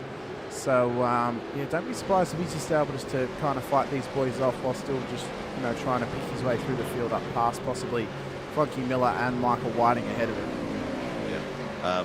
Andrew Dyson is caught Ty Delaney down there at 0.5, and he's gapped Cameron Jones by 1.2 seconds. So he's taken that fight out to Ty Delaney. Those two will be getting the fisticuffs, elbows out, and fighting their way through to their first pit stop, which I'd suggest will be after the 20-minute mark or somewhere thereabouts. You see here, looking at the back of Ty Delaney's car on the DPR machine of Andrew Dyson, fresh off a win Friday night in the IMSA series for his class. He wants another win here tonight for the supercar. He's a strong competitor. He's a quality operator. As Ty was coming into that hard right-hander down that hill bit, he was doing a bit of fuel saving. You could hear the car spluttering. Just heard no noise after a few seconds, and it was interesting to hear how he's doing. A drive-through penalty for car 823. That's Matty Whitaker, who has just been a real struggle bug tonight. He's been a real struggle bug for himself, unfortunately. Not what you want to see. He's done well before. Oh my God, Delaney's gone! Oh no, and he's got to hold his brakes there. His engine's blown. He's still driving, but the engine's not quite gone just yet. He's off now. How has he done this? This is the curse of having such a tight grid. He has gone now from first place all the way down to... Oh, no. I can't even see him on my board. P18 at the moment. It's P18. Oh, poor What bugger. an absolute heartbreak. You know what? It's not a... Yeah, his engine's gone. He's still... He'll probably be able to make it back to the pits, I'd say, but he won't be able to make it around for another lap. You know what? He's a young boy. That's just another learning curve, mate. He's led his first race on his own merits for 8 laps. So, good on him. Good to see. And he knows he can do it now. He's just going to come back and do it better. He had a bit of a tough run Friday night, and you know what we call those sorts of races? Character building. This is a character building experience for young Delaney there. They'll toughen him up a little bit. He'll know what he may have done wrong at that point. He'll look back on it, he'll reflect, and he'll keep pushing on and hopefully get stronger for it as well. So, good little character building race here tonight for Delaney. Unfortunately, couldn't hold off Dyson over too much longer. Another drive-through for, sorry to interrupt you, mate, for Jai Schultz. Failing to hold brakes and causing contact at lap 3. So he's got his that he's got to go through. Whitaker's got his as well. This race is really unfolding right now. We're in lap 9, 11 minutes into a 40-minute race. And my jaw's already sore and my throat's already sore. And I've just noticed something as well. Looking at my SDK timing, I think I showed this on, I showed it last night in the vets, but I'll show it here tonight as well. Just the spread of I ratings throughout this field and the spread of licenses as well. So if we look quickly here on the timing tower, there is one B-class driver in this whole field, and it is Kyle Zink. He is the one B-class driver out there. Everyone else is A-class. Well, it doesn't really mean a lot, really. Brad Dable just got himself a drive-through for towing without permission. He just doesn't do officials, I guess. So the rest are all A's. That's all good. Some boys have a bit more time under their belt. I mean, not just that. They've probably practiced over the period of time and done officials just to kind of heighten up some of that racecraft. I mean, officials are a whole nother kettle of fish compared to a league race, being that they can be such an unknown compared to a league. I mean, you don't know who you're going to come up against in every single race, and you can actually gain a lot from them in terms of racecraft and experience. But look at this. We're 10 laps in, Steve. 12 and a half minutes, and we've already got the same top three that we had for race number 1 here tonight. They've already made their way through the top 10. Top 4. Whiting's there as well now. Oh, yeah. Yeah. But have a look at this. Tyson will be a happy man. His team haven't taken each other out, and they're sitting in 6th, 7th, and 8th. So you're looking at Fuentes, McAvoy, and Cowan. 1, 2, 3 sitting there. Well done. Yeah, but Cowan, unfortunately, he's out of tow range now, so Tyson actually can't keep pulling him forward. And Miller wants to take this one for himself. He wants to kind of put Cowie on the chopping block here and just try and make his way past and keep on making positions up the field to put the pressure under McAvoy eventually for P7 in the race, but it'll be P6 for their class. So Cowie and Miller, they're not fighting for points between them, but Cowie's playing the team game of blocking Miller right now to stop him from getting up to his teammate just up the road. He's got to be careful as well so he doesn't get himself off the race line. His race line there is very, it's tough. That was a shallow corner for him there, and you're not carrying the pace through, which gives Miller the opportunity to get right on the back of him again and do this. Miller's got, he can afford to go the inside out now. It's going to be tough. I reckon Miller's going to get him by the time he gets to the straight. Now, Miller wants to be sitting up behind Whiting. He wants to get up there into 5th place. He's having a look. He's putting the pressure on. Cowie doing incredibly well. Here we go. And Ash Davis is behind him, looking to sniffing some blood, followed by Vanderkrant as well. So these boys can also be fun. Vanderkrant's making a move on Davis there, side by side. He's got a better exit of the corner, and he's taking him. Here we go. Miller and Cowan 2 by 2. Who's going to get the rights to this corner? Miller's a little bit ahead. He's going to carry a bit more pace being on the outside. Cowan's got to. Don't run into him, Cowan. Hold that inside line. Well done there by Funky Miller. That's some great driving, both drivers. That was incredible between both them. And, you know, we sometimes fail to mention it takes two to tango. And it was good racecraft from both of them there. Not just to get the move done by Miller, but by Cowan, just to kind of, at the end of it, just let him have it there. Because that's what happens in a battle sometimes. You know, you just have to let your opponent have it. Sometimes he just has a little bit of advantage. And again, you play the game to then be able to fight another day or fight later in the race. But now Cowie's under immense pressure from the Angry Birds racing driver of Peter Vanderkrant, who's just hoping to put all sorts of pressure on Cowie in behind in that Kumho Tyres machine. And, well, Cowie is just, he's holding on, you know, by a bit of a thread at the moment. But, you know, he's a talented driver. We know this. He can pull this off. Of course, he won last week for his class. So he's not, you know, unaccustomed to having to have these sorts of battles. Yeah. Well, while they were doing that, Chris Miller was fighting with Cowan. You saw it earlier on. There was like 5/10 between them. But McAvoy and Cifuentes managed to build a buffer of 1.6 seconds. So Cowie has done his job, keeping them off the back. Let's jump on to Lobby and Whiting. Those boys are going to be fuel saving like crazy. Lobby's actually been passed by Whiting. We've just missed that not too long ago. But I'd say that a lot of that might be coming down to fuel saving as well, because both those Wily Cats will be fuel saving like crazy. By the sounds of it there, it almost sounded like when you initially said past, you were trying to do your impression of Darren Lobb saying past. It almost sounded like that little O sound that he says whenever he says pass. But yeah, I mean, we know that he is probably one of the best fuel savers in the field at this stage. And he'll just be trying to take any advantage that he can off the back of this. A safety car would do him wonders because it will save him just that little bit more fuel, although it also does benefit the rest of the field as well. So we'll have to see what the play is, though, from him and from the rest of his competitors. Dyson and Jones are still pushing like their life is on the line, and I think Whiting's just enjoying being where he is at this stage in the race. Yeah, I'm not going to try to do my impression of Darren Lobb because my South African is not that good. Oh, I've heard worse. I'll say that. I've heard worse. The best I can do is give you an impression of the South African commentator from who does Erzberg every year. Who talks about all the parts of the track name for that hard enduro. That's pretty much all I can pull out for South Africans. So yeah, but let's jump in the car with him for a sec. Let's see what he's doing, especially coming down to this tight right-hander. Let's check out how he does it down here. So just over his shoulder as he comes up through 3. And just steady on the wheel, slight adjustments, nothing too jarring as he makes his way through the corner there. Early gear shifts, nice. Yeah, he's saving. He's full save. That was full clutch. Yeah. And again, and he's not losing too much time to Whiting either by doing that. No, well, it's downhill. It's a good spot there to do it because you're downhill and you can carry momentum by just clutching it. And going for it and let the car wash out its pace on itself. So he's using it the same way. Let's when we get the opportunity to the same corner, let's have a look at what Whiting's doing because I reckon it wouldn't be too dissimilar.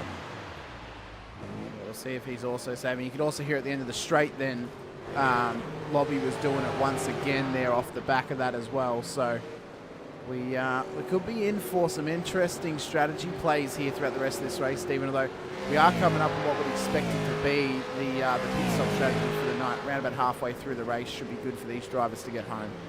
Yeah. Well, we've got a little bit way to go. Probably got another 2 or 3 laps. Some of the guys that have been thrashing the pants off their cars just hit the pit, so he might be the first one to trigger that with the boys at the middle part of the field. Maybe he's gone a bit early so we can get track position. Quite possibly. Here comes Whiting to that same corner we were listening to before. Let's see if we can get it and hear it. No, he's not saving nearly as much. Not nearly as much. There it is. He's done it through mid-corner. Yeah, he hasn't actually done it down the hill. Yeah, Lobby is taking it a bit earlier. See, Lobby was taking it a bit earlier. He geared down, not using the car to slow down with the gears, whereas Whiting used the gears to slow the car down a bit still. So Lobby is taking it a bit higher up and let the pace wash out a bit earlier off as well. Interesting, two different driving styles, 2 great drivers. So people out there, you can see the machinery they're driving is not too dissimilar. The setups aren't, they're probably fairly different because everyone's got their own driving style, the way they like to pitch into corners and out of corners. Some guys like their cars pointy, some guys like the rear ends to slide. So, it's different. But it all comes down to, have a look at it, 3/10, it's ridiculous. Yeah, there's barely anything in between them. I mean, Lobby's not giving up any pace to Whiting. I mean, maybe this just shows how much faster Lobby is when he's actually at full pelt. I don't know. Probably a little bit of fuel saving on Whiting's behalf too. Let's get the rear end and see who brakes first. See if we can get it. There we go. Oh, we just caught it. They're both on the brakes at the same time. Yeah. Great bit of driving both of them, keeping it nice and clean. They have allowed Cameron Jones a 1.5 gap, but look, I don't know how much fuel saving Dyson and Jones are going to get up there at the front. Yeah, I'm not sure how well they could do it. Look at this though, Whiting in the background. He wants a move on Darren Lobb, but Lobby covers the inside. He wants it up the inside. Could he get this done? Whiting was covering that outside line. Lobby just shoved it in there. He's taken back P3. Whiting slots in behind him. Maybe they're working together here for a little bit of fuel saving. Maybe Whiting's saying, hey, I'll let you follow me for a couple laps. Now I want to follow you. Well, yeah, maybe so. We're coming up to the pinnacle point where some of the boys are going to be lapping. Cowan's just gone into lap to pit. So he's the first to leave his team out there. So Safinas and McAvoy have probably got another lap left in them. But Crummy's worked his way up into 9th. Chris Miller is sitting at 12th, Coleman at 11th. So those boys' strategy is a little bit different to the rest. Yeah, the old Looks Crum like dog. Brad Doble retired his car in the pits. He had a lot of damage, and he probably had too much damage for repair. Well, the Crum Dog millionaire, most famous man in the GR86 field, rolling around pretty well. P8 at this stage.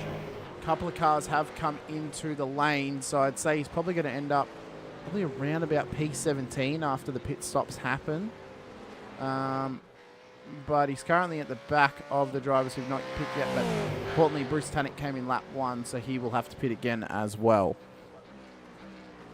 Yeah, it's top 10 are all on the same strategy still. Here we go. Jones is pitted. He's triggered it. Whiting's pitted. Triggered that. Let's see how long Lobby takes and how long Dyson takes. Whether they'll go the extra lap. They've stayed out, so Lobby and Dyson are still pushing. Jones and Whiting are now in, and they're both in the box seat. So we'll keep an eye on their pit stop time, and we'll see how quick this is for them here in the lane. You can just see it kind of clicking up. Taking more fuel. Jones is already gone, 15.9. Whiting, 15.7. But importantly, Jones has managed to stay out ahead of him here off the pit exit, off that stop. Nice. Tanock's in as well. So at the moment, Cifuentes, McAvoy, Stone Street, Cifuentes, McAvoy yet to pit. So Jones and Whiting will just tip off going forward. Hopefully Crummy doesn't get in the way from Whiting too much. It lets him through because he won't have a blue flag at this point. But he'll obviously know who's who. That's Schultz who's just gone past. So being the teammate, no, that might be Chris Tomlin actually, but Dyson's in. Dyson's gone in. And so's Lob. That was Lob. Okay, let's see how the boys coming across the outside. So this could be a great move by Whitey. He could get the undercut going through. If he can stay on the back of Jones, which he isn't doing too bad. Let's see where these boys come out. So they're still in the lane at this stage. Just under 10 seconds for Dyson in Stone Street's the in box. as well. And they both come out, and it was a much shorter stop. Dyson and Lob, 13.9 seconds. Identical stops for them. And importantly, Darren Lob is going to come out ahead of Cameron Jones. He is, but Jones got a lot of pace coming out of that section of the track, man. He's going to be all over him with hot tyres. Cifuentes and McAvoy have still not pitted. That is correct. They are the only two Lobby has got drivers. himself up into first, Jones into second, and Michael Whiting has got himself into third. No, Dyson's still in P1. Oh, Dyson's up there, sorry. Yep, Dyson is up there. Yep. Yeah, so current provisional positions being Dyson P1, Lob P2, Jones P3, Whiting in P4, Stone Street in P5. Coleman's out of sync. Miller could be P6, although we'll have to wait and see where San Fuentes comes out. He has just come into the lane. McAvoy has stayed out for an extra lap. But importantly, it is Dyson who is provisional P1 at this stage, but Lobby under immense pressure from Jones here in behind. Dyson McAvoy is going to stay out the longest. He's going to be doing 21 laps. That's a fair effort there for Mr. McAvoy. Be interesting to see what it does to his positions. He was out in front. He was behind Cifuentes. Cifuentes is coming out now. Pick exit. So it's going to be very, very interesting. So San Fuentes has actually now lost out to Stone Street, but he is still ahead of Chris Miller at this stage. So he has managed to stay inside the top 10. As I mentioned, David Coleman still needs to come into the pit, so he's actually done as many laps on that tank as what Mr. McAvoy has done, being currently on the 20th lap of this race. Oh, I don't know what what live timing you posted on Discord, but it's just our timing chart. I think it was a different one than I was thinking anyway. I thought that was the one that you wanted, to be honest. So. No, it's all good. It's all good. Put up the pit stop so viewers can see. You can see the timing tower will have who's pitted and who hasn't pitted. It'll give you an indication of where people are and what is affecting them at the moment on track. So that's who's pitted. So if they have an L and number next to their name, it's when they pitted. If they have nothing, it means they have not pitted. So McAvoy and Coleman yet to pit. Whitaker possibly will need another pit stop. He came in on lap 3. Same with Tomlin, and Dobble is, of course, out of this race. Yeah, that's not displaying. Oh, well, it should be. On the timing tower. 92 is calling into race control. So what could this be? Amy Davis has called an incident in. Yeah, so he's been off track. What's happened to him as Coleman has actually now come in? Is it here? It's with Vanderkran. Bit of overlap through the fast right. Well, he helped him turn it straight around. Yeah, he straightened him up. Not too bad. I did that to Dean. Dean lost it in front of me in the 86s the other night, and he was going to go full spin around, and I've actually straightened the car up for him and let him go because otherwise he would have been 360 around. So it worked out quite well. So McAvoy has actually ended up doing 21 laps on that tank of fuel. Oh, well. Let's see where he comes out. And McAvoy's flashing the lights like we're not going to be watching, you know. All right, so he was behind Cifuentes before. Let's see if he can get himself up a few more spots. So here's Cifuentes coming through the final corner. McAvoy's on pit exit. Could this be a gain from him here over his teammate? You can see him just in the background there. He's not quite close enough. Cifuentes will stay ahead. Miller will stay ahead of McAvoy as well. But what about Cowie? Just too much of a gap for Cowie there to really break him in and drag him in now. Funnily enough, Cifuentes, Cowan, Vanderkran, that's the top 3 in the Pro-Ams, but Cowan under immense pressure from Vanderkran at this stage. Top 3 for the pros, Dyson, Lobb and Jones. They also currently lead the pack at the moment, as I just missed there. Sorry, I clicked away right at the wrong time. Vanderkran going for a move here on Cowie into turn 3. We'll sit with them for a minute here. It's then Whiting, Stone Street. That's the rest of the 5. Cifuentes, P6 on the road. Miller, P7. McAvoy, P8. Cowan in P9. And Vanderkran's currently making up the top 10 with Jamie Davis, Justin Hine, as well as Ash Davis as well.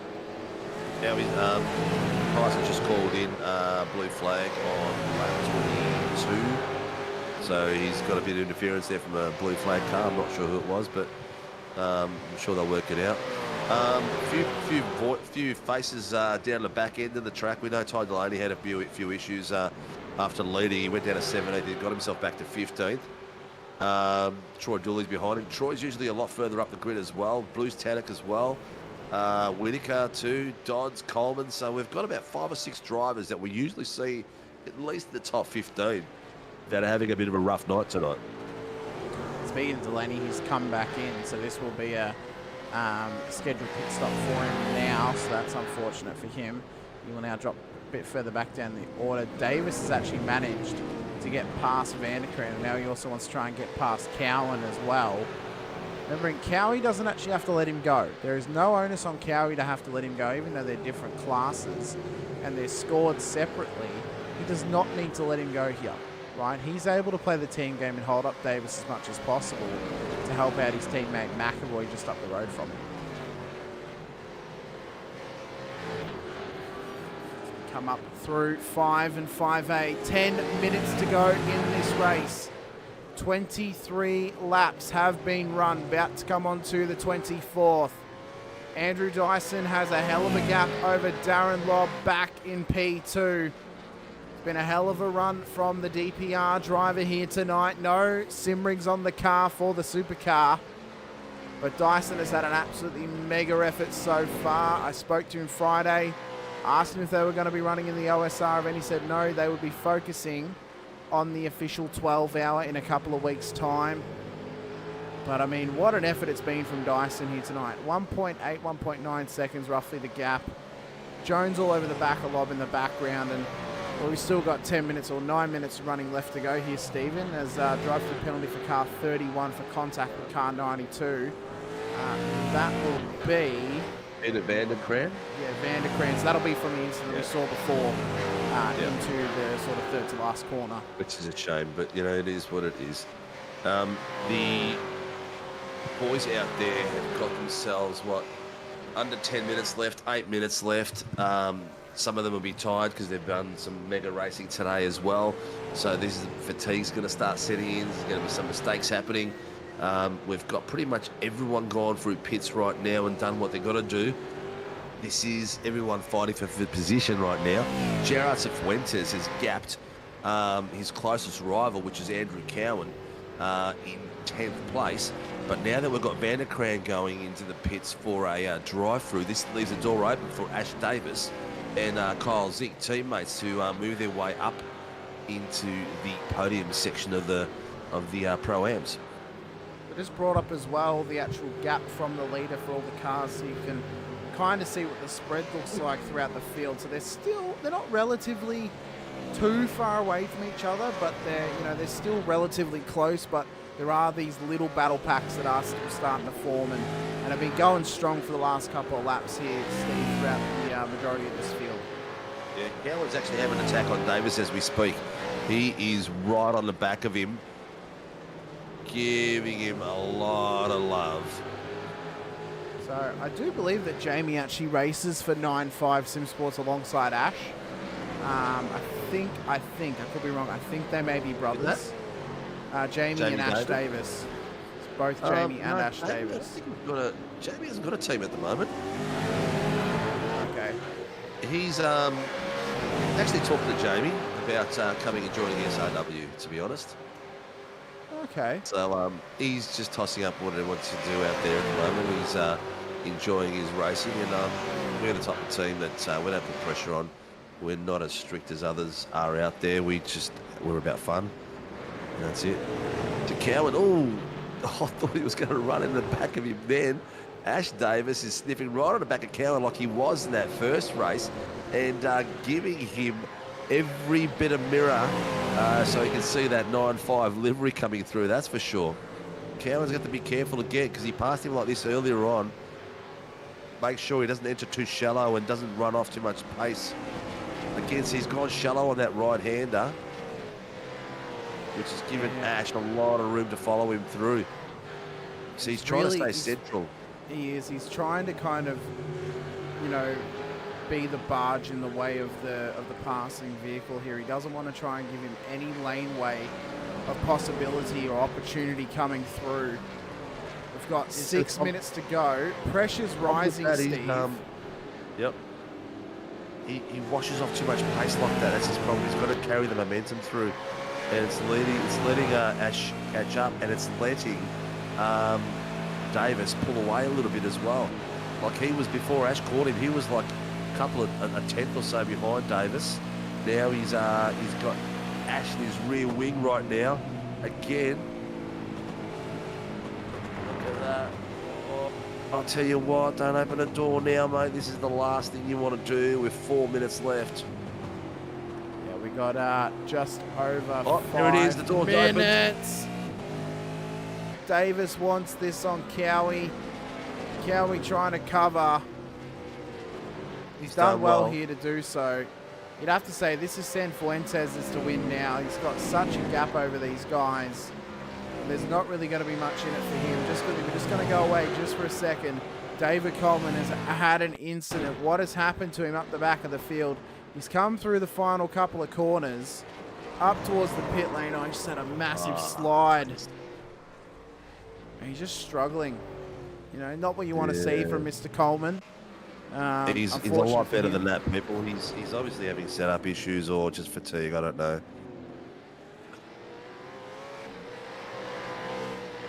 Head back up though to our battle with Darren Lobb and Cameron Jones. This is the battle for P2. If Lobby can finish here, both him and Dyson will be classified the round winners of the night, I do believe. I think Dyson finished P2 in race 1. I think he did. Yeah, I think he did, yeah. Yeah, so they would both be classified as the round winners because I believe they'd get the same amount of points unless there's slightly more on offer for race 2. There is slightly more on offer for race 2, but I can't remember right off the top of my head right now. I do have it open actually somewhere in my folder right now because I was looking at it this afternoon.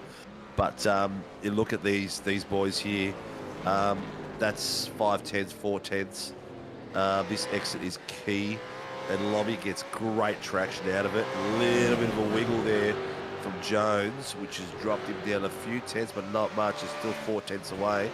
These boys are going to be fighting it out for the next 4 minutes at least. Yeah, I'd say we're probably going to get about 3 more laps of racing when they cross the line. It'll be roughly just over 4 minutes for them when they do cross the line here. Remembering it is 1:17 on average lap time. And I reckon if they're within, if they're within half a second of 40 minutes, then surely they're going to be waving the checkered flag. Yeah.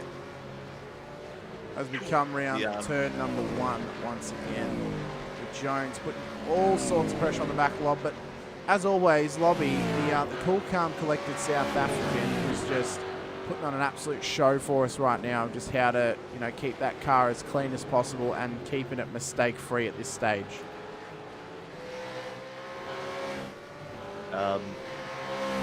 Yeah, very controlled race by Lobby there. Very controlled, very measured.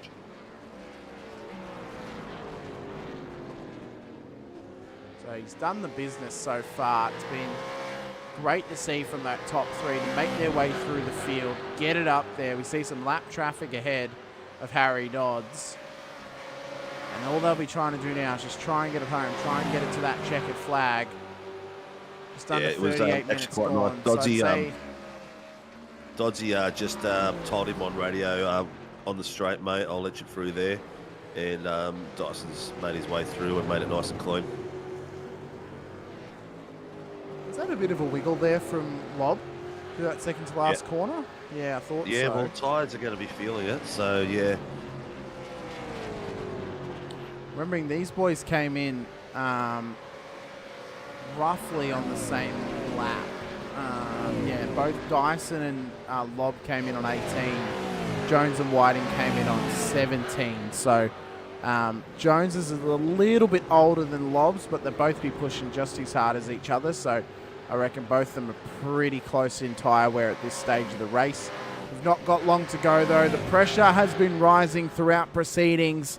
We've got Dyson, Lob and Jones. That's the top 3. Dyson, he's got a fair old gap back to Mr. Darren Lob, but this is the battle on hand. Lobby versus Jones, the battle for P2 in this race. 3.5 tenths is the gap between Lob and Jones as they come down the Andretti straight. It'll be 1 lap to go when they cross the line. Barney should be out with the white flag.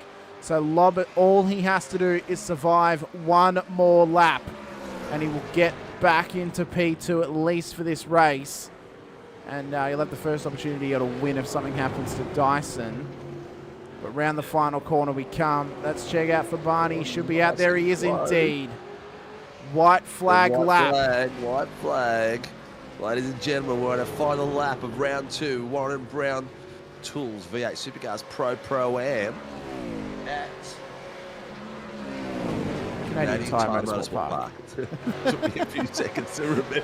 I tell you what, though, Tyson McAvoy's feel the pressure from Funky Miller as well while we go back there. Here we go. Oh! On the inside, he's giving him room.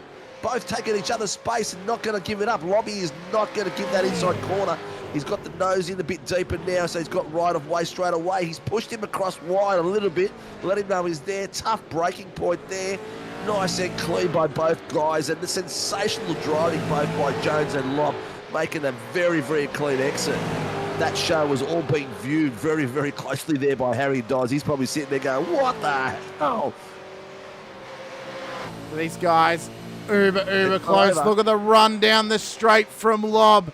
He wants this on the outside of Jones. Look at him go. Jones balks him slightly. He's going to hold him off, but Dyson's going to come round the final corner.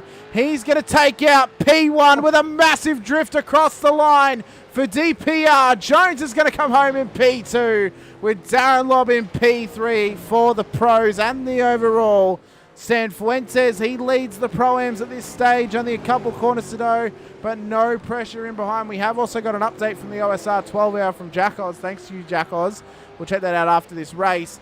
Sanfuentes will cross the line P1. His teammate Andrew Cowan has tried to fight off Ash Davis over the last portion of this race. He's done well to do so. He's going to come round the final corner, and it is going to be a 1-2 finish in the Pro-Ams for Performance Sim Racing, and Ash Davis will make up that podium for 9.5 Sim Sport. That was some amazing racing there by Lobby and Dyson and Jones. That was actually Lobby actually called something in during that after they crossed the line. So there is a big review at the moment of might have been a bit of door contact that we couldn't see. I couldn't see it, but it was spectacular racing. Very interesting. Tyson McAvoy held off Chris Miller. Chris was like 0.2 on the back of him for that whole last lap too. So great work for the boys. Everyone was still fighting all the way up and down the field, man. It was spectacular racing. So just to go back to that little update for the 12 hour, I just read it then. So a GT3 and P20 just murdered the second place GT4 car and ruined the battle in the 12 hour with 2 laps to go. You hate to see it, Steve, after 12 hours of racing for another class of car to ruin your race like that. Well, you know, if the car's down in P20, skill level's not there as the guy passing, and also fatigue, and it happens more times than it doesn't, mate. It really does. The boys are all grinning up. So Mr. Dyson has got himself the podium first place for round 2 for the Warren and Brown V8 Supercar Pro-Am series at Canadian Motorsport Park. Sitting very, very closely behind him was Cameron Jones, and the fight you all saw there for the last 2 laps between Darren Lobb, first and second place. Have a look at the time split, 3.062, 3.792. So there's like 4 100ths between them as they passed across the finish line. 4th, Michael Whiting. 5th, Troy Stone Street. 6th, Tyson McAvoy. 7th, Chris Miller. Jamie Davis in 8th. Ty Delaney 9th. Bruce Tannock in 10th. Harry Dodds, who saw that whole show of those last 2 laps of Cameron Jones and Darren Lobb, sitting in 11th. Will Buckman 12th. David Coleman 13th. Jai Schultz 14th. And Brad Doble 15th for the Pro-Ams. Then that was our pros just then, but for our Pro-Ams, we have Sam Fuentes, who came home P1, 16.5 seconds ahead of his teammate Andrew Cowan in P2. Ash Davis will come home P3, just in behind Mr. Cowan, only 0.04 of a second in behind. In fact, Kyle Zink in P4, Troy Dooley in P5, Travis Daly will come home in P6, Peter Vandercraan in P7, Luke Crum out of P8, Matty Whitaker in P9, and then Chris Tomlin makes up the rest of the grid. Only a lap down, though, so good to see the majority of those Pro-Ams coming home on the lead lap there, Steve. Well, it's a bit of a fantastic race. You know what? These guys, I'm loving every minute of the V8 Supercars on a Sunday night. This is just getting better and better from last year to season on. Those last 3 laps between Darren Lobb and Cameron Jones, mate, that was off the hook.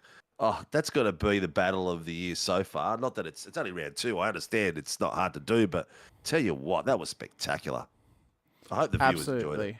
Absolutely. It was so good to see that on-track action. Now, there wasn't as much carnage as you may have expected from tonight, but regardless, it was an absolutely incredible race. We'll wait for our podium finishers to come in here, as we've just got the slow-mo of the start here going off and in the background. Just allows us to get into the car with the drivers when they actually come and have a chat to us, pretty much. That's the backstory to why we showed off. But also lets you relive the first couple of laps here while we wait for them as well under slow-mo. But, I mean, Steve, what a race it was, and what a race we've got coming up next week as well. This is going to be absolutely off charts here for this next week of racing here for not only the Supercars, but for the rest of the series as well. So Tuesday night for the Pro-Ams and the Amateurs, we're at Sonoma. That'll be the same for Sunday night as well. Remembering the Pro-Ams and Ams on the Tuesday are on the same calendar as the Sunday Supercars Pro-Am as well. So both those races will be happening out at Sonoma tomorrow night for the Formula Vs. Monday night Formula Vs returns with VIR for round number 2 of their series. It's going to be absolutely off the hook. Round 3 the Monday after will be out at Laguna Seca.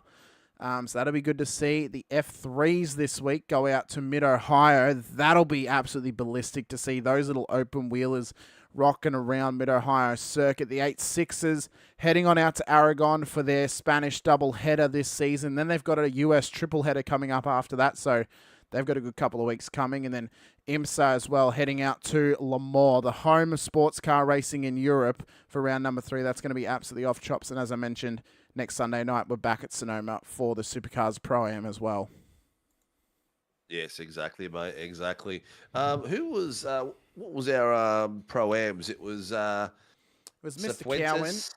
Cowan, and Mr. Davis. Mr. Davis, Ash Davis. So I can't see Ash in the room anywhere. I can see Cowan and Cifuentes. So what we'll do is we'll grab Cowan in first. Actually, we'll grab them both in. Yeah, I was going to say, we'll bring them both because they're both from the Yeah. same team. Might get a bit of team banter Let's off do and it. going as well. Yeah. Yep, race lab telling me that anyway. Good evening, PSR boys. Nice racing tonight, lads. 3 PSR boys in line with each other. I think Miller got in the way. No, he actually didn't get in the way in the end. He was Tyson in got him, front I of think. Tyson. Yeah. And Joe, How was it, Tyson got guys? him. Yeah, it was good.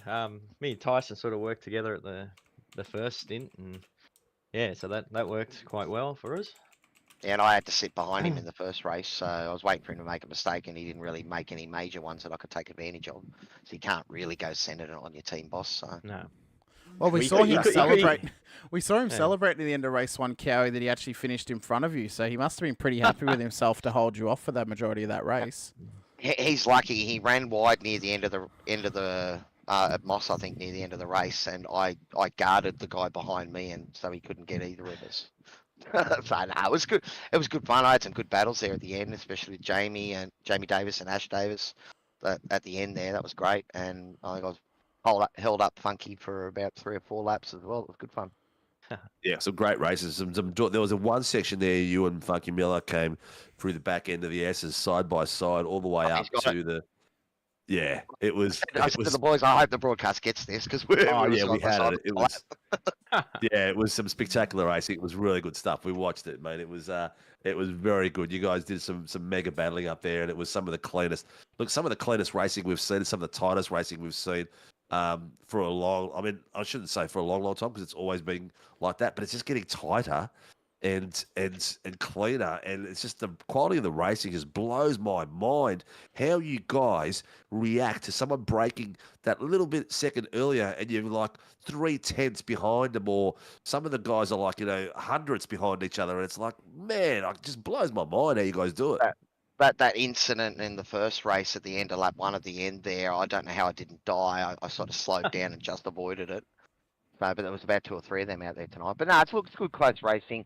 The issue with a place like this is it just chews up tyres. So, as the race goes on, it's really easy to slide out and tap someone. And I think that's happened to a few of the boys. Yeah. Well, you two will be sitting at the top end of the Pro-Am tower together, switching wins from last week to this week.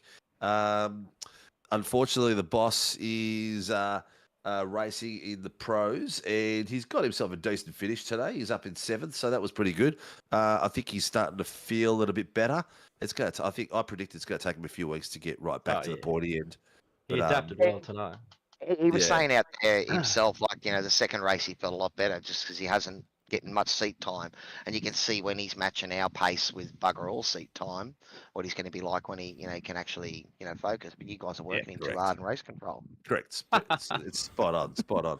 Yeah, he doesn't want to bring his race control spins into the track because we'll start calling him Tyson Spinovich McAvoy. Hey, anyway, Cowie, just quickly, Steve, I just want to ask Cowie this. So obviously we've got Sonoma coming up next week. Plus you've then also got double duty coming up this week for tomorrow with the Formula Vs and with the F3s on Wednesday night for commentary. Plus, you got gigs coming up this week. How are you going finding time to practice for these sorts of races during the week? Well, I've got a free weekend this coming weekend. Don't have any gigs this weekend. I think it kicks off again next week. But look, it depends. I think for round one, we're able to get some practice a couple of weeks before, so we're able to sort of work on that. Canadian Tyre's great tracks that this is one of my favourite tracks, so I know it well. But Sonoma, yeah, it's going to be tricky. Depends which layout it is as well, but it's quite a tricky track. So wherever I can find time, you guys want me to race vets as well?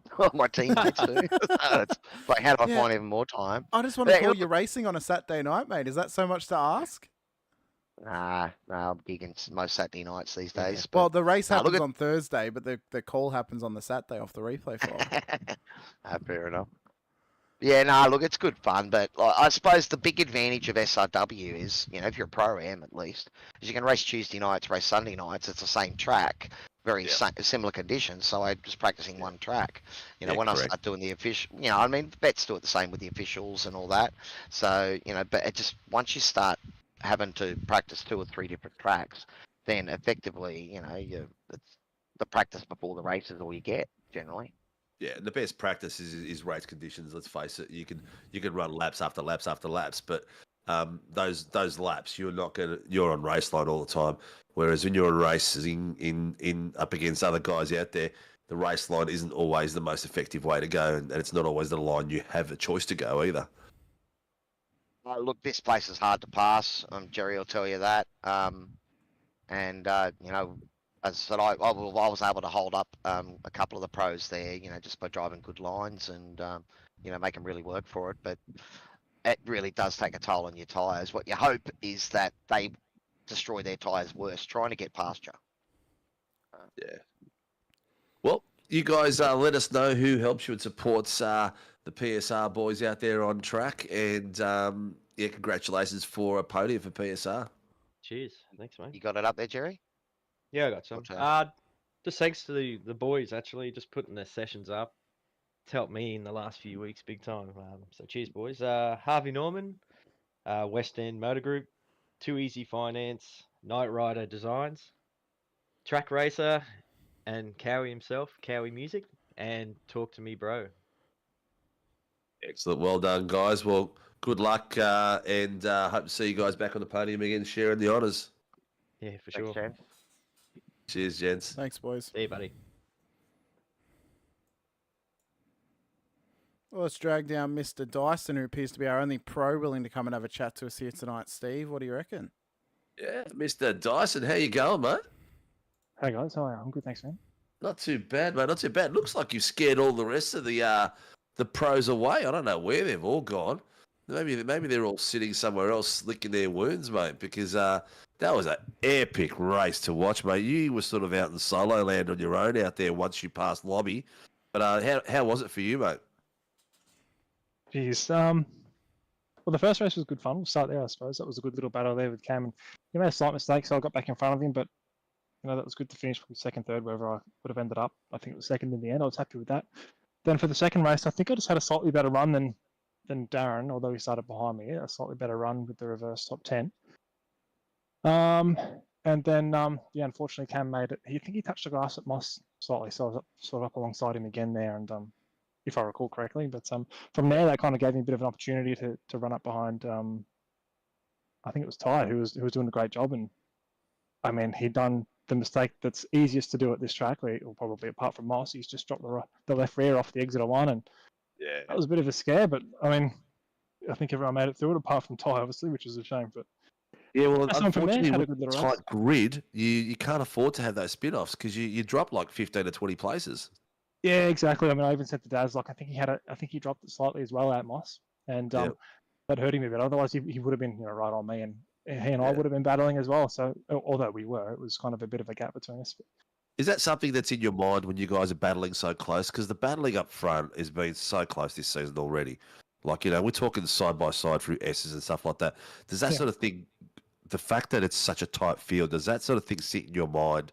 And do you think like, shit, I've got to be a little bit careful here because if I lose this spot here, for this little fight for one position, it could cost me 20. Does that go in the back of your head? Yeah, definitely. Whenever you're in a race where it's very close amongst each other, particularly in the first few laps, that's when your mistakes can hurt you the most in terms of track position, because you can end up behind, like you said, 10, 20 cars. So got to be really careful of that stuff. Although, last week I wouldn't know because I absolutely busted up last week's race by getting a jump start and all sorts of things. But yeah, this week I can say it's very, very close amongst all the boys. Although the attendance wasn't quite up this week, I'm sure it'll be back once these 12 hours are over and done with. Yeah, well, 25 drivers on a day where we've got a massive 12-hour. That's I'm pretty stoked with that. And you know what? It didn't affect the quality of driving, because the quality of driving tonight was tenfold. It was unreal. Me and Hamish were just flabbergasted at some of the moves you guys made. But look, congratulations for a podium, mate. Congratulations for an epic drive tonight. Who helps DPR and get you guys on track and supports you? Well, we both support them and they support us. So all the guys at Simrigs and South Wales and Exodus Racing, one of the brands from Simrigs.com, and all the other brands at Simrigs.com as well. All the boys, we've all got a bit of something here and there on our rig. So it's great stuff. Get around it. And cheers to all the other boys out there representing Simrigs.com on the rear wing and the bumper bars and stuff. Love to see that. Cheers to all the boys at DPR and Darren and Bruce for the chats tonight during the race. Excellent, mate. Well, congratulations and well done, and good luck for the rest of the season. Thanks, man. Cheers, boys. Cheers, buddy. Thanks, mate. We've got Mr. Lob that's rocked up. Oh, as I Mr. just Lob. clicked off the replay buddy. as well. Hello, gentlemen. How's it going? I had a go at my South African accent earlier on. When you watch it back, you'll have to let me know how good I was, whether I passed or not, mate. Good. I'll send you a raving review and a scorecard after I've watched the stream back in the week. I did say to him, Darren, it wasn't the worst I've heard, but I didn't really give him any positive feedback off the back of that. So. But the most common one is that one from that old movie that was filmed in South Africa with the aliens, and everyone's, oh, you want some cat food? You want some cat food? I was saying to Stephen, I don't know if you're familiar with like hard endurance stuff. The only South African accent I can ever do is the one commentator that always commentates on Erzberg and just him naming pieces of track. So like saying like Lazy Noon and stuff like that in a South African accent is the best I've personally got. So good. You're not aiming very hard. You can't go past Lethal Weapon. Yeah, fair enough. Yeah.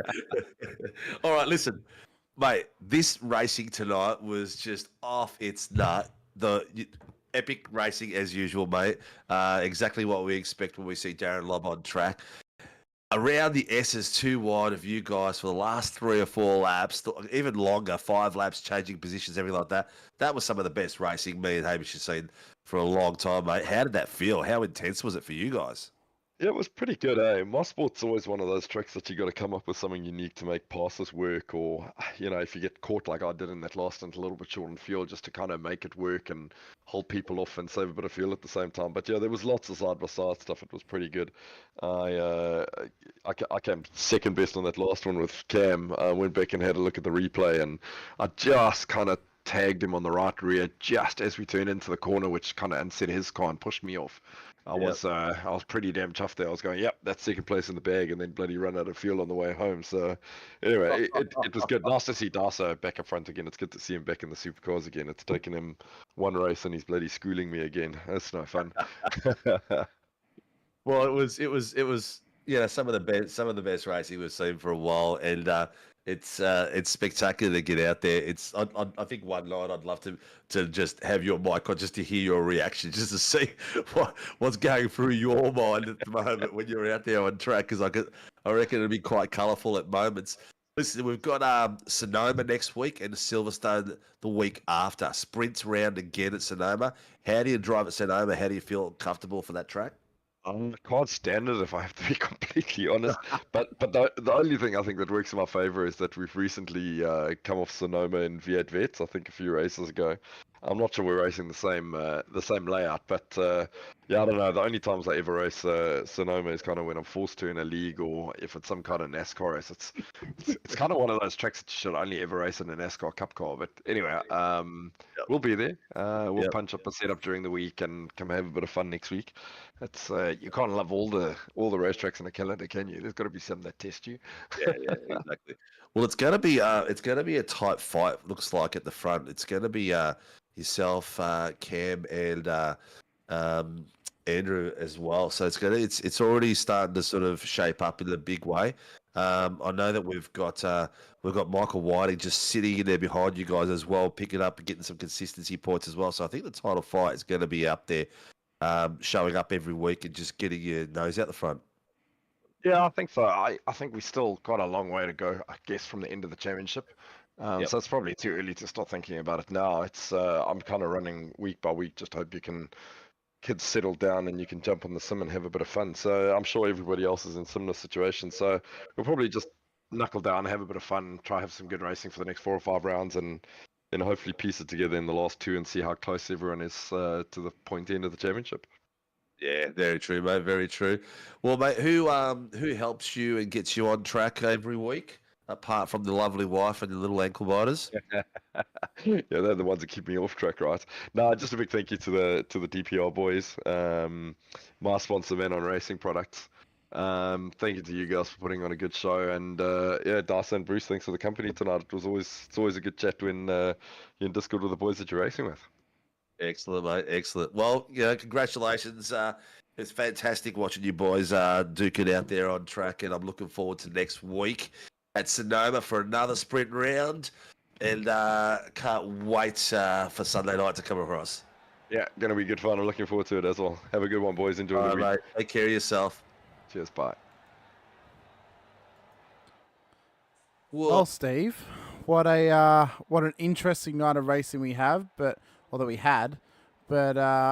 a couple of intense battles we had there towards the end of that race, and even in the mid part of that race as well. Mate, it was. I've got to do some work now, but I just can't after that. I'm still too hyped up. I won't be able to concentrate and focus on what I've got to do. That was just some great racing. Actually, what I might do is sit back and go to the theatre room and put the race on the big screen and just watch it again. Because it was some spectacular racing out there, mate.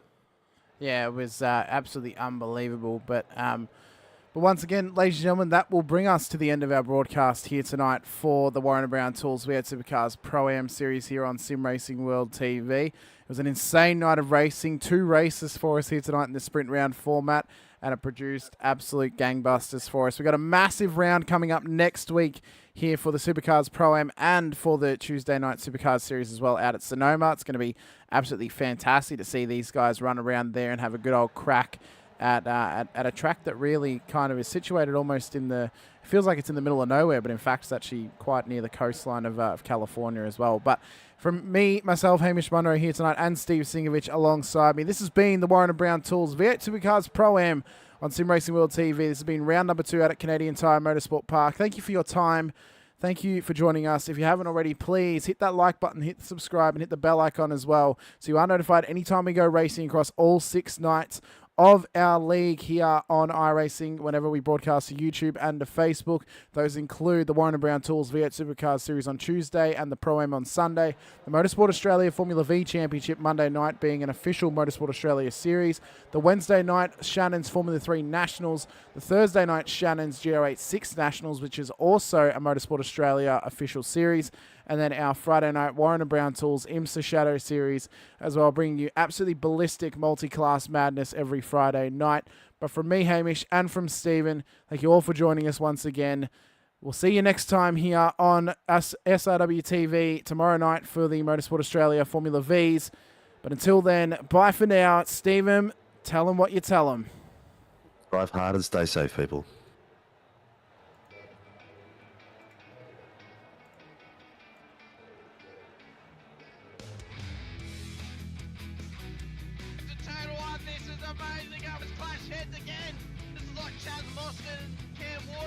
Almost the same situation. Better contact going down the hill. See if Noble wants to snip for Dave Coleman now. Sam Noble bottle right now because, tell you what, Bruce Tanak and Jamie Dyke just absolutely drove away from us.